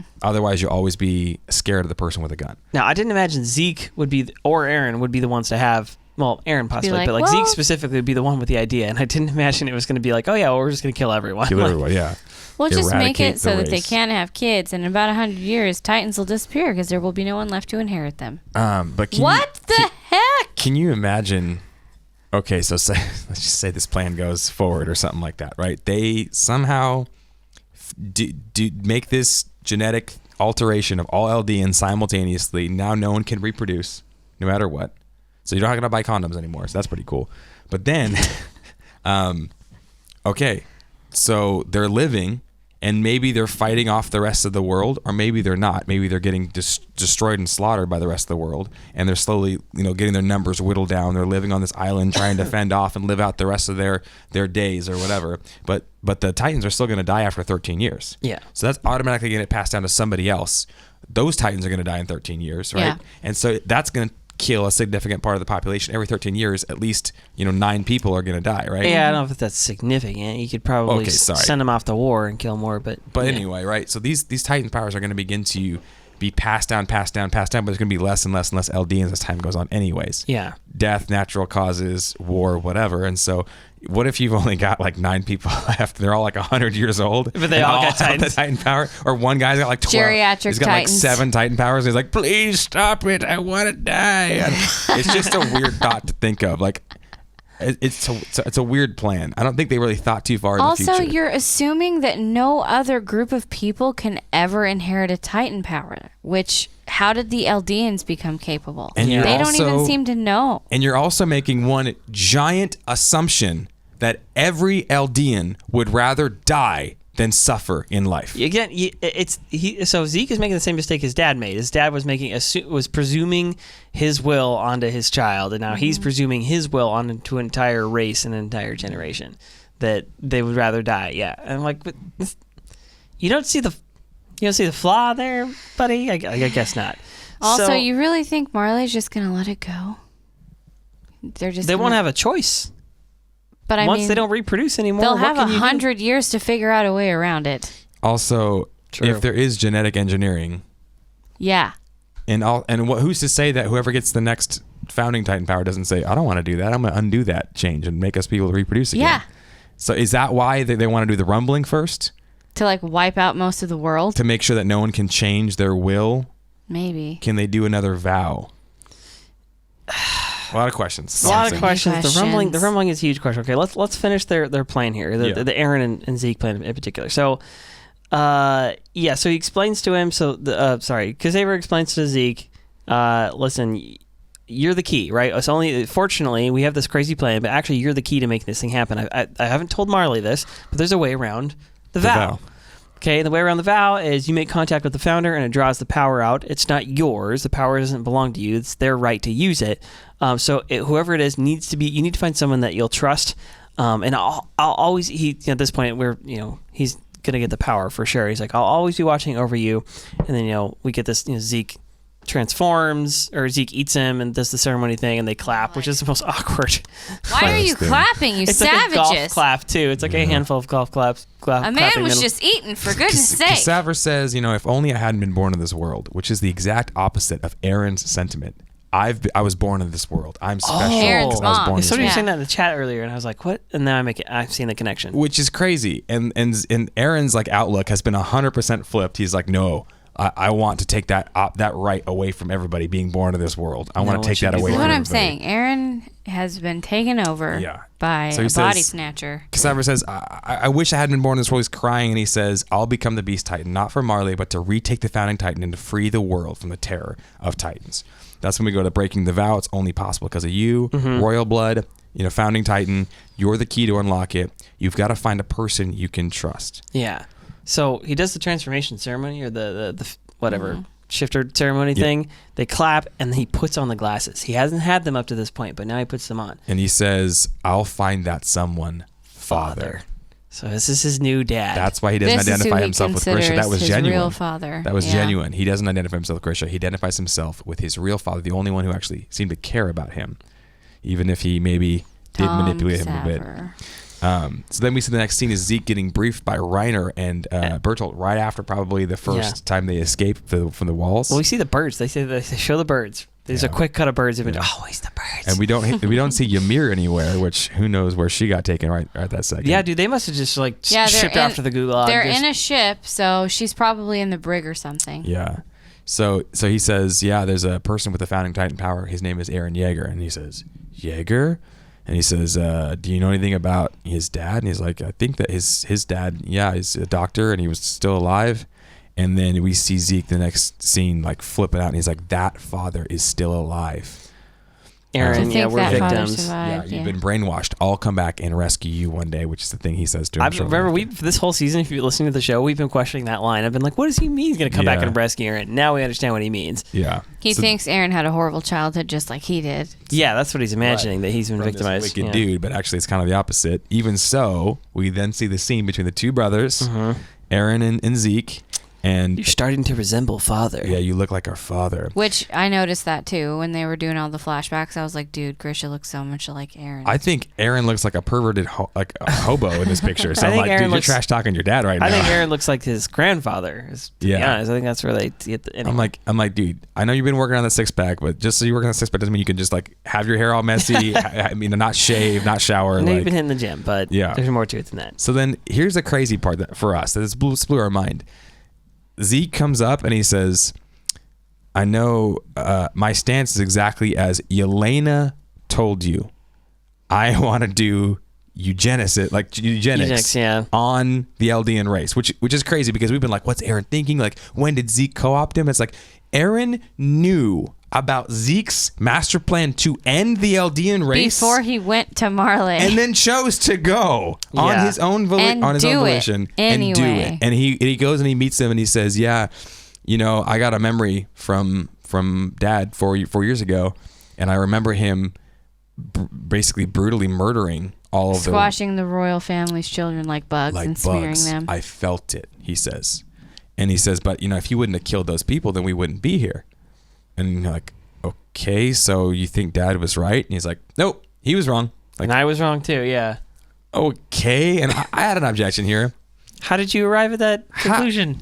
First off, Grisha, how do you think those kids were going to take the Founding Titan power back from you?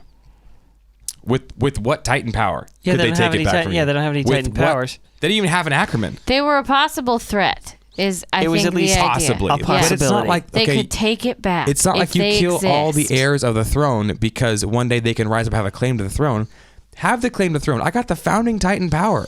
True. You're not going to do anything, right? The Eldia had one Titan power. Plus, this and he took it. This still doesn't explain Eren's like leap. Like, how did he come to agree with this? Because Grisha did some bad things, and we got to end all people. I think he Yeah. was like saying there was suffering even on Paradise, but that means that everyone needs to be wiped out. Yeah, I don't see it. I don't see the change. Like, I've been saying this the whole time. Like, I have not seen the moment that Eren changed. Like, it's the stupid, It doesn't make sense the way that Eren just agrees to this plan. He's like, I'll do it. I'll save everyone. Is that when he kissed Historia's hand? That's when he got that memory of him killing the... Yeah, I think so. So that was 4 years ago? Mm-hmm. I guess, yeah. 4 years before this moment, yeah. So... Oh, I guess it must have been. Yeah, it had to have been. What is this Yelena person? Does she have some kind of weird royal power or something? So that's what we're getting into as well. So, all right. Because it seems like he changed after he talked to her. Yeah, I think so. But Yelena, okay, so Yelena's thing, we were talking about this for a second. So why would somebody who's not an Eldian jump in on this plan? Mm-hmm. Like, why would she be so enthusiastic about it? Other than she's nuts. She's just nuts, but maybe she thinks she's helping save the world as well, right? And so it kind of explains her, like, how she treated Eldians really horribly when she was, and treated Marleyans horribly as well when she was in Marley, and then she goes to Paradise, and it's like, oh yeah, I'm always fighting for you. I'm just fighting for the Eldians. I really love you guys. Also, I want to end your race. Yeah. You're a little suspicious, lady. So, yeah, so the killed like bugs thing. Hang on, I'm trying to find the line I was looking for. Yeah, if those kids survive, we were bound. Humanity's bound. Humanity within the walls is bound. Bound by the vow, and they're doomed. So he gives the okay. He's like, yes, I'll do it. No greater salvation. There is no greater salvation than having never been born into this world. What kind of a line is that? Those words don't mean. You keep saying those words. Soul salvation. I don't think that word means what you think it means. Yeah. Because salvation means being saved, and you have to be alive to be saved. You can't be dead to be saved. Being 100%. dead is not better than being alive. And a lot of people argue people, I don't know. There's people in terrible conditions, and it's more humane to kill them than it is to let them live. How about we let the people decide what's humane or not? How about we let the people have a choice? How about you go to every Eldian and you say, hey, Eldian, you probably want to have a life and kids and safety and want to have humanity and dignity. Is it okay if I forcefully sterilize you and your wife and make it so you can never have kids? I mean, I think that your kids might suffer one day. It's the idiocracy and you'd be like, plot. F you. I'll decide for what's good for my family, right? And you'd be like, listen, suffering, in my opinion, this is, maybe controversial. Suffering is terrible. We never want to have suffering, but suffering can produce good things, and good things can produce from suffering. We don't intentionally cause suffering. In fact, we try to stave off as much suffering as possible, but this life is cruel, and there is pain. The suffering will come, whether we teach our kids is avoid suffering at all costs, you get a bunch of mamby-pamby, whiny kids who are afraid of any pain. But if we teach our kids there's a reason and there's purpose, and you can endure suffering to accomplish goals, and there's greater, more transcendent things than just enduring a little bit of pain. And sometimes good things can come from suffering. There can be fruit that's good and beneficial that can be sprouted out from the most worst, wicked conditions, and beauty can come once again. If we teach our kids that, then they're willing to face down terrible, wicked, horrible regimes like the Nazis, and the Jews in the prison camps can say one day there's going to be redemption. Yeah. Then we can face down racism, and we can say one day there's going to be a justification for all of the people that have been wronged. If we teach our kids that there is something that is transcendent, that is bigger than just the momentary suffering, don't get me wrong, there's some terrible things that exist in the world, and I hate it, right? We fight against it. We try to eradicate all the bad things we can, but you can't stop all suffering. What you can do is you can tell your kids there's a reason that we go through these things, and there's a better, bigger purpose. And Eren and Zeke, yep, right over their heads. Suffering's bad. Let's kill everybody. That'll end the suffering. You're cutting off your hand. They won't suffer if they're never been born. So to get to the important line here, an important line. He says, "Okay, I'll do it. I'll put an end to 2,000 years of Titan domination." Remember, the very first episode is called "To You in 2,000 Years." Mm-hmm. So I don't know the exact connection yet, but now we have a number. Now we understand that there's 2,000 years of Titan history. We're going to figure this sucker out. I know it's very interesting that Zeke cries at this moment. Yeah, and he's like, because he calls him brother. Right, brother? And he's like, yeah, right, let's do it. I'd want to shake your hand, but we can't make contact yet. Again, why not just do it right here? Why can't you make contact? You're both there. You have everything you need, you'd think. What's really going on here? What component of the plan don't we have? Chat had a good idea.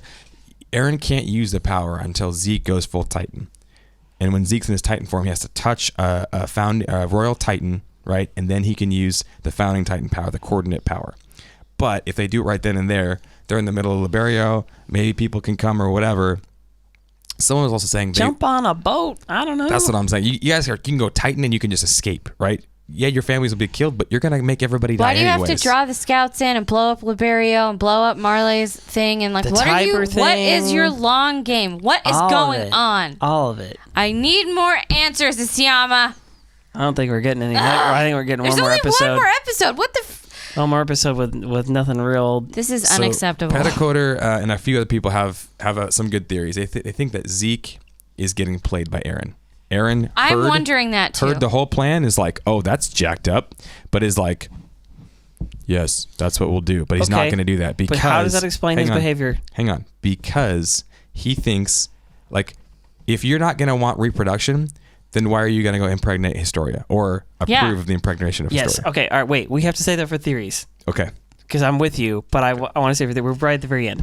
Okay, we're just going to breeze through this. All right, can't shake your hand. And he says, all right, we're going to save everyone. They believe that. We're going to save everyone. So it goes back to him, and he says... Save them by making them not exist. Yeah, it's ridiculous. So it goes back to Zeke. He's in the wagon. He's like waking up in the rainy cart. Yep, he's there with Levi. I don't want to talk about this. He says out loud, it's Eldia's, our soul salvation is Eldia's euthanasia, right? And so Levi hears him say that. I know Levi hears him say that because he says, what are you saying about euthanization? And he says, you're about to be eaten, and compared to the way my comrades die, honestly, it sounds like a pretty pleasant way to die. And he still has all this vitriol for him. And he says, I didn't steal, I saved lives. Yeah, so every villain says, and the lives of their children from this cruel world. You don't know what their children were going to do. Yeah. You don't know. Maybe they could have lived a happy life. Maybe they could have found purpose and meaning. Maybe they could have found some great transcendent values that they could have passed on from generation to generation. Papa Browse exists in this world, and he taught his kids, and he's adopting kids. That is a complete middle finger to all of your theories, Zeke. Okay, so one random note, but apparently Titan Shifter's like Pokemon. You got to get him weak first, and then you throw the Pokeball, and you can't take him. So I don't know why it just got dawned on me, but that's exactly how it always works. Like, you got to cut their limbs off and get them weak, and then you can feed them to someone else. Exactly. So, all right, he says, your legs are growing back. He goes to chop them off, and Zeke says, Ksaver, I hope you're watching, and he pulls the plug, and he blows himself up, and Levi gets tossed, and the horse is on fire,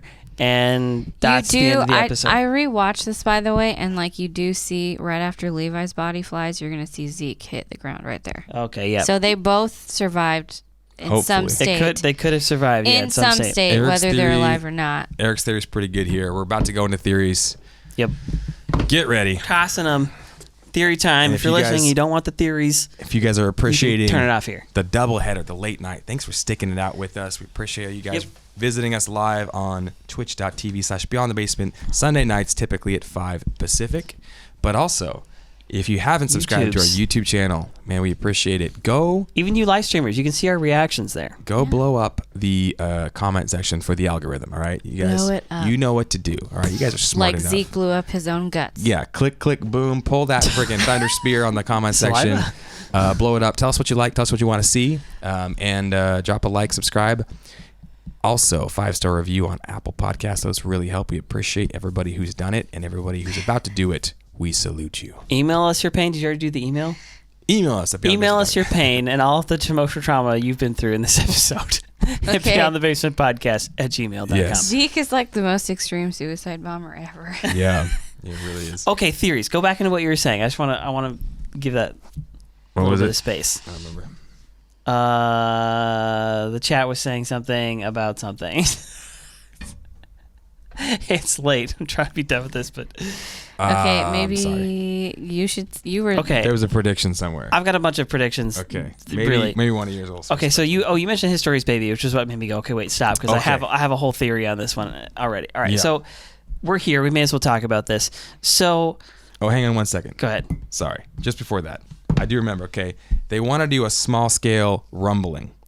Why? Is the purpose of Zeke and Levi to do this eugenicist thing, but then they're going to try to live in like relative peace for the rest of their lives? But it's like, what's the point? The point of the whole goal is everyone will just die. You want the pain to stop. What's the only way to stop the pain? You just kill everybody. So they're going to unleash the rumbling on their own people, you think? You think they would I don't just kill know, all of Paradise? but if they can tap into the Titan ability, they could just literally kill all Eldians, right? Like a Thanos, because you can just change their physical makeup, just make it to their heart stops their heart working, stops yeah. working, right? And so that would immediately stop the pain, right? Yeah. Painless. Oh, that's very humane. I don't agree, but that's what they could do, right? They could do that. For some reason, they don't do that. Also, someone made a great point of how if you can change your physical makeup, you can turn them into dinosaurs, or you can have. I was like, is that why there was a dinosaur running with the Beast Titan at the beginning of the second all right, season? you're getting closer to my theory. here in Yeah, a second. All relative right. peace, die from old age. Dude, it doesn't matter. If you're forcing somebody to be forcefully sterilization and giving them no hope for life, what's the point of living? Yeah, I was just say, one of the points of living is having kids and having a family. Like, it's one of the great Passing joys of on life. generations. Like, But the theory, sorry, I just remember what the theory was. Somebody put it in go chat. drink a bunch of Kool-Aid. Aaron is playing Zeke. Aaron's playing Zeke. Aaron's playing Zeke. Okay. So, what do you think about that? Okay, so Eren is playing Zeke. Is he playing Zeke in the fact that he is still co-opted by the founding Titan / Ymir, and he is wanting to get all the Titan powers, and he is wanting to like rule and reign over Eldia? Is he playing Zeke in the fact that no, he actually wants to destroy all the Titan powers? He's gonna bring everybody together and try to like kill everybody and form like that hardening crystal thing? Or is he playing Zeke and like, no, he really cares about his friend. He's gonna get Zeke there, do the rumbling, but like only to protect Eldia, and then kills. I don't know, like. Honestly, what at this 3D point, chess is he playing? I think the only way for them to fight against, I mean, Zeke has said, they've all said the whole world is coming Yeah. to come That's down gonna on be a Marley. hard one. The only way for them to really survive that is to do the rumbling. Okay, So but I why think bother surviving? If your point is to not if survive. you're Their just point is to gonna, not survive anyway. What a it's selfish almost thing. like they're trying to survive long enough to sterilize everybody, which makes no sense because, like you've already pointed out, if they can do that, why don't they just do that? Well, I'm saying there's more to the plan. Whatever the plan is, there's more to the we plan. know the grand point, but we just don't know like the in-betweens. Yes, we don't know what the grand plan is. Now, Eren playing Zeke. If Eren is playing Zeke, it is not in defense of Eldia and Armin and Mikasa. Like, the Eren last episode, I say no more, okay? Steven don't just- thought he was just trying to shake him off him so it was easier for them to like detach. I think he's gonna, whatever plan Aaron has, if he is playing them, he's trying to push them away so that they don't stop him from killing himself. Because I think whatever plan Aaron has, This is a very is gonna deep- destroy himself in Yeah. the end. This is a very deep So he's like Eren conspiracy pushing theory. his friends away The so simpler that they don't explanation get hurt. is that Eren has changed his mind, the Titan is taking over, something like Yes. that, and that he's just a But- bad guy now. Okay, Here's what I'm saying. I'm pretty well done standing up for Eren. Given more, lest there be Okay. more information revealed. Yeah, he's I'm gonna over he's it. gonna have to show us some good faith before we'll actually like believe him. There's nothing John- he's done that I want to try and justify because I think it's all been bullcrap. And I'm like, I know you're maybe controlled, maybe you're in there somewhere, and it's not really you. That I can believe, but Yeah. like there is no world where I'm like, to me, I think he's in on The it. Eren says that I was born into this world, and the Eren says that I'll protect Mikasa forever are not the same Eren who say, let's kill everybody in the world and I've screw always you, hated Mikasa. I've always Mikasa. hated Like, you. what is Yeah. going on? There's no need for him to say that to Mikasa as part If of a greater he plan, is to me. playing Zeke and he was trying to push them away, then to protect them, why did he beckon them into Marley and put them in danger and get Sasha killed, which he seems pissed about? That's what I'm saying. Is the whole There's so much duplicity going on. Like, it's None of hard to that's know what the necessary. heck is even going on anymore. none Like, of what happened in Liberio is if necessary. Aaron is playing Zeke, why did that happen? Did he see something in the past where he had to get the Warhammer Titan? Sneak Zeke out of was- Liberio, yeah. go to Paradise, and do your thing. There's no, if you even needed Blowing to go that everybody far. up. Was it all just an elaborate plan to make Marley think that Zeke was truly dead? That didn't work. Which clearly. didn't work. Yeah. So, what was the point of all of that? I don't know. I don't know. All I know is that if anything goes down next episode, which honestly the preview looked really horrible. The preview just looked like another talking episode. We're like, they show some stuff about Yelena. Just about Yelena. At this point, I'm like, I don't care about Yelena. I care about what. Her. Like, I don't care about anybody. I want to know if Levi is alive or not. Yeah. And this next episode, the only what I was hoping for was a big a climax of sorts, but it doesn't seem like we're gonna get that. I could be wrong. There could be more to it than the Unless preview this shows. next episode is 2 hours long. Like, I don't know how we're gonna. I could do with a longer, like a 40-minute episode or something. That'd be good. All right, so random prediction. So Historia is pregnant, right? Yes. We know that. We've seen it. We don't know who the husband is. There's kind of all this mystery and so on and so forth. Pretty sure it's Eren's It seems baby. very significant to me that Historia is pregnant at a time when there's a plan afoot to make sure that no Eldian can become pregnant ever again, and become pregnant or impregnate ever again.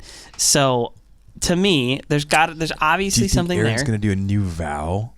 That's what I'm wondering, is if it's not Eren, if it's somebody. Here's the thing, I'm saying it may not be Eren. We've like, maybe it's Eren's kid. I don't know whose kid it is, but whoever did it seems to know that this is what the plan is, and they're like, oh crap, well, we got to start having kids now.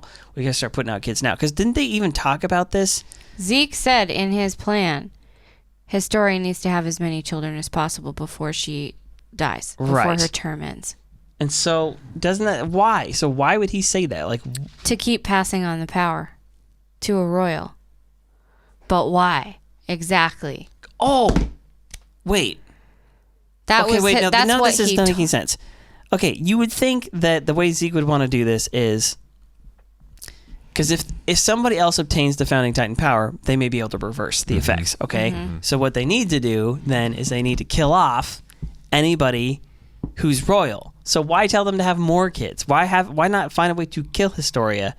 Because then there can be no more founding titan power that has like the control to be able to change things. Yes, that's what I'm saying. You don't want that. If your goal is to end the Eldian race, you use the power one time, kill all the royals. You use the power one time, which is what Grisha did. You euthanize. For the record, you exterminate the entire royal line. This is bothering me the entire time. In the show, the translation is euthanize. That's not the correct word. Euthanization is an assisted suicide, essentially, right? That's true. Like a euthanization is I want to die, so help me die. Sterilize. They're using the term euthanize, assuming that every Eldian wants to die, and you're going to assist them in their suicide. That is not true. To sterilize and to exterminate is a much more accurate term. But anyway. But okay, if his end game was to sterilize all Eldians to end this whole thing, why would he put that in his terms? That doesn't make any sense. I don't think they would have had that idea to force Historia to start having babies right away if Zeke hadn't put it on the table as one of his conditions to cooperate with them. So what the heck is going on? Yeah, is it just so they can continue to pass on like that type of vow from royal to royal, and it's going to be enshrined every single time? No, kill all the royals.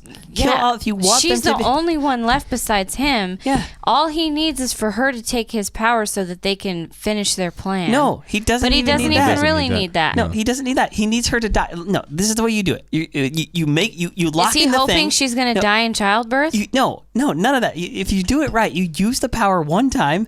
Okay, you touch Eren, you use the power, you sterilize all of them, and then you kill all the royals, so there can be no one else who's royal to inherit the founding titan who will do anything different. No one could ever stop you. Why the frick would you want there to be more royal blood, like more people? Like, it's that simple. Like, just no more royals. Kill them all, so no one else can reverse what you've done.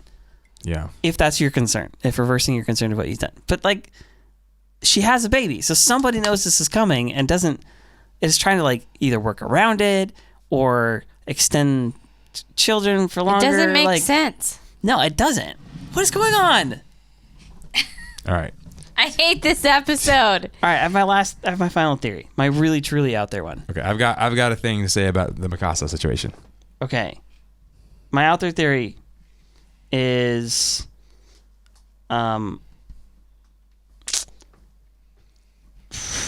okay. Is it Flock? No. Okay, all right. My out there theory, in episode 2, they are talking about how the world's going to advance and they're going to have planes. They're going to have bombers, right? They're saying that weapons are going to be dropping from the sky, and no matter how big your Titan is, it's not going to matter. Titans are going to become irrelevant soon. I think the 6-month period between the attack on Liberio and the scheduled attack on the island, I think we're going to see that attack. I think we're going to see aerial attacks. My out there theory, which this next episode may be the beginning of something. Is Yelena doing? Never mind. That's tangent. My out there theory is that if you can change, makeup or something of specifically Eldians, could it be that the founder granted the powers that the Titan Shifters have now, and that the founder could alter those powers in some way? Could you create Titans that that could fly? Dinosaurs? Can you create dinosaurs? That's what I'm saying. Is like, can you use that power to make these Titan Shifters even more powerful than they are? Can you give them abilities to compete with modern weaponry? And then the probably thing continues. Zeke seems to be able to make Titans that can climb trees after they've never done that before. Right. So if you could make them fly, if you could give them some kind of projectiles, if you could, you know what I'm saying, like, give them the ability to spit fire. Who knows? Yeah, okay. So, if Ackermans are bound to not, like, fight back again and just do the will of whatever the king or the founder or whoever they have vowed against, then Mikasa's, like, trapped, right? Mm-hmm. So she can't fight back against Eren. However, we know that some have resisted in the past.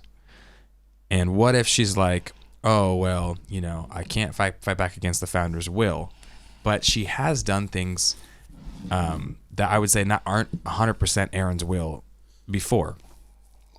I think, hypothetically, this could happen where, in the end, Eren is supervillain. He's becoming the demon. He's becoming Ymir. He's becoming the bad man Majama. She sees that he's changed. She sees that this is actually not Eren. It's the founder. It's what Connie said. That's not Eren anymore, right? Mm-hmm. This is actually somebody other than Eren. Eren has been co-opted. He is a host. Eren's body has been stolen. He is a host. So she can't fight him. The person who fought for freedom, the person who said she would die. He would always protect her. The person who said he was strongest when he was fighting for others. That person is gone. Now is a person who wants to rule the world or kill everybody. And so, in order to really save Eren, she has to kill Eren. It's like almost one of those AI type things, right? It's like, oh, in order to protect you, I have to kill you. And so she's like, that's actually not Eren, so I can use my Ackerman power against you. I can overcome this like binding of my will to fight back against you because you're not Eren anymore. And Eren I need to set Eren free by killing you. Yeah. I hope like Eren like comes to the surface and is like, Mikasa, help, or something like that. But I don't know. Maybe Eren's long gone. Dude, everything's messed up. What's the chat say? Her having children buys him time on the island since they can't kill him. As a manager Paul is saying. Terror Bear is saying, do you think he made those terms so no one figures out his real plan? That's a really stupid way to hide your real plan, if you ask me. Go knock somebody up. Listen, yeah, we definitely need an Eren POV. Like, we need to know. We need to get inside his mind and know actually what he's thinking. We know what Zeke's thinking for a ton, like the majority of it, I think, which is pretty interesting. But I don't know if that tells us all that we want to know. And there's still a lot of intrigue. And there's still another half of a season to go, which means that a lot of stuff's going to happen. Why don't they just call this season 4, the next one season 5? What is wrong with these people? It's not that hard. Man. Just be like, oh, this is the end of season 4, and call it season 5. This is the final season, but are they not going to give us any action in the next episode? Are we not going to see it? And so is the point of them doing the rumbling just to buy themselves time so everyone can just peacefully die off? Everyone's going to die off anyways. Who cares? Just pull the trigger, bro. Don't be a coward. One of these things is going to turn out to be a lie. Of all the stuff that's been presented to us here, like one of these things is going to turn out to be totally bunk. Whether it's the sterilization thing, the rumbling itself, one of these things I also guarantee you it's just a bullcrap story that just turns into nothing. I just think if you cut off all of your hope for the future just so you can live a peaceful life until you die, there is no hope. There's like almost no meaning in life if there's no hope for the future. And so, you're going to live so you can drink some wine. You're going to live so you can eat some meat. You're going to live so you can have sex a couple more times. What a shallow way to live. Like, if you're not living for something greater than that and you want to just go die peacefully, it's like, I don't know. That doesn't make sense to me because I don't think like that. But I think it's Paris is saying this, that Wit pre-announced this as the final whatever season, ended this final and season. then Mappa They just called had it the series finale, I think, even, or they said something like that. Yeah. This next week's episode, the series finale. But it's not, obviously it's not correct, and that they had to air the ad anyway. Remember the ad we watched that was just had scenes from that we've already yeah. seen. Everything said in it was the stuff we final season, and so they just had to follow through with it being the final season. Yeah. And so they're just splitting it into 2 parts. Then the next one is like the finalist season. Yeah, exactly. The final. No, really this time though. Yeah, it's some crazy stuff, you guys. Man, it is. If a lot of Levi's theories. freaking dead, I'm so mad. Yeah. I can't get that scene from the trailer, though, that zoomed in on his bloody face laying in the grass in the rain out of my head. I'm like, dude, that's going to be his Did I say my dying reasoning moment. why he stays alive? Oh, no, you didn't. Final quip. Levi stays alive. I have no doubt. He may die in the next episode or soon from these injuries. He's not dead currently. He will not be dead until he gets a chance to tell Pixis or whoever he's planning to meet up with. He was on this wagon. He was going to meet somebody. He heard him say something about euthanization, and he's going to declare that to somebody else, and they're going to start to sort out the whole plan. It's going to throw a wrench in the whole thing. 100%. He may die after that. I'm not guaranteeing his life, but I'm saying he's not dead yet. We can only hope and pray. If you guys need emotional support, What hit if- us up in the comments. What if they give Levi the shot and then Levi eats Zeke? God. Levi can't be he's an Ackerman. No. That can't happen. We don't He's too know pure. that. He's We too pure for don't that. know. That he's an Ackerman? No, we don't know that they can't turn. We just assume. Email us your theories at beyondthebasepodcast@gmail.com. That. YouTube, Love you guys. Facebook, everywhere. Thanks for sticking with us on this doubleheader. We will see you next time. See ya. Hey guys, thanks again for watching and listening to our show, Beyond the Basement Podcast. If y'all are enjoying it, go ahead and leave us a 5-star review on iTunes or wherever else you listen to our show. Check out the description below for links to our awesome Attack on Titan merchandise.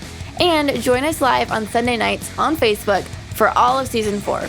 And some of our best content is on YouTube, including me, so go ahead and check that out. And lastly, if you guys have any questions or just want to chat with us, please email us at beyondthebasementpodcast@gmail.com.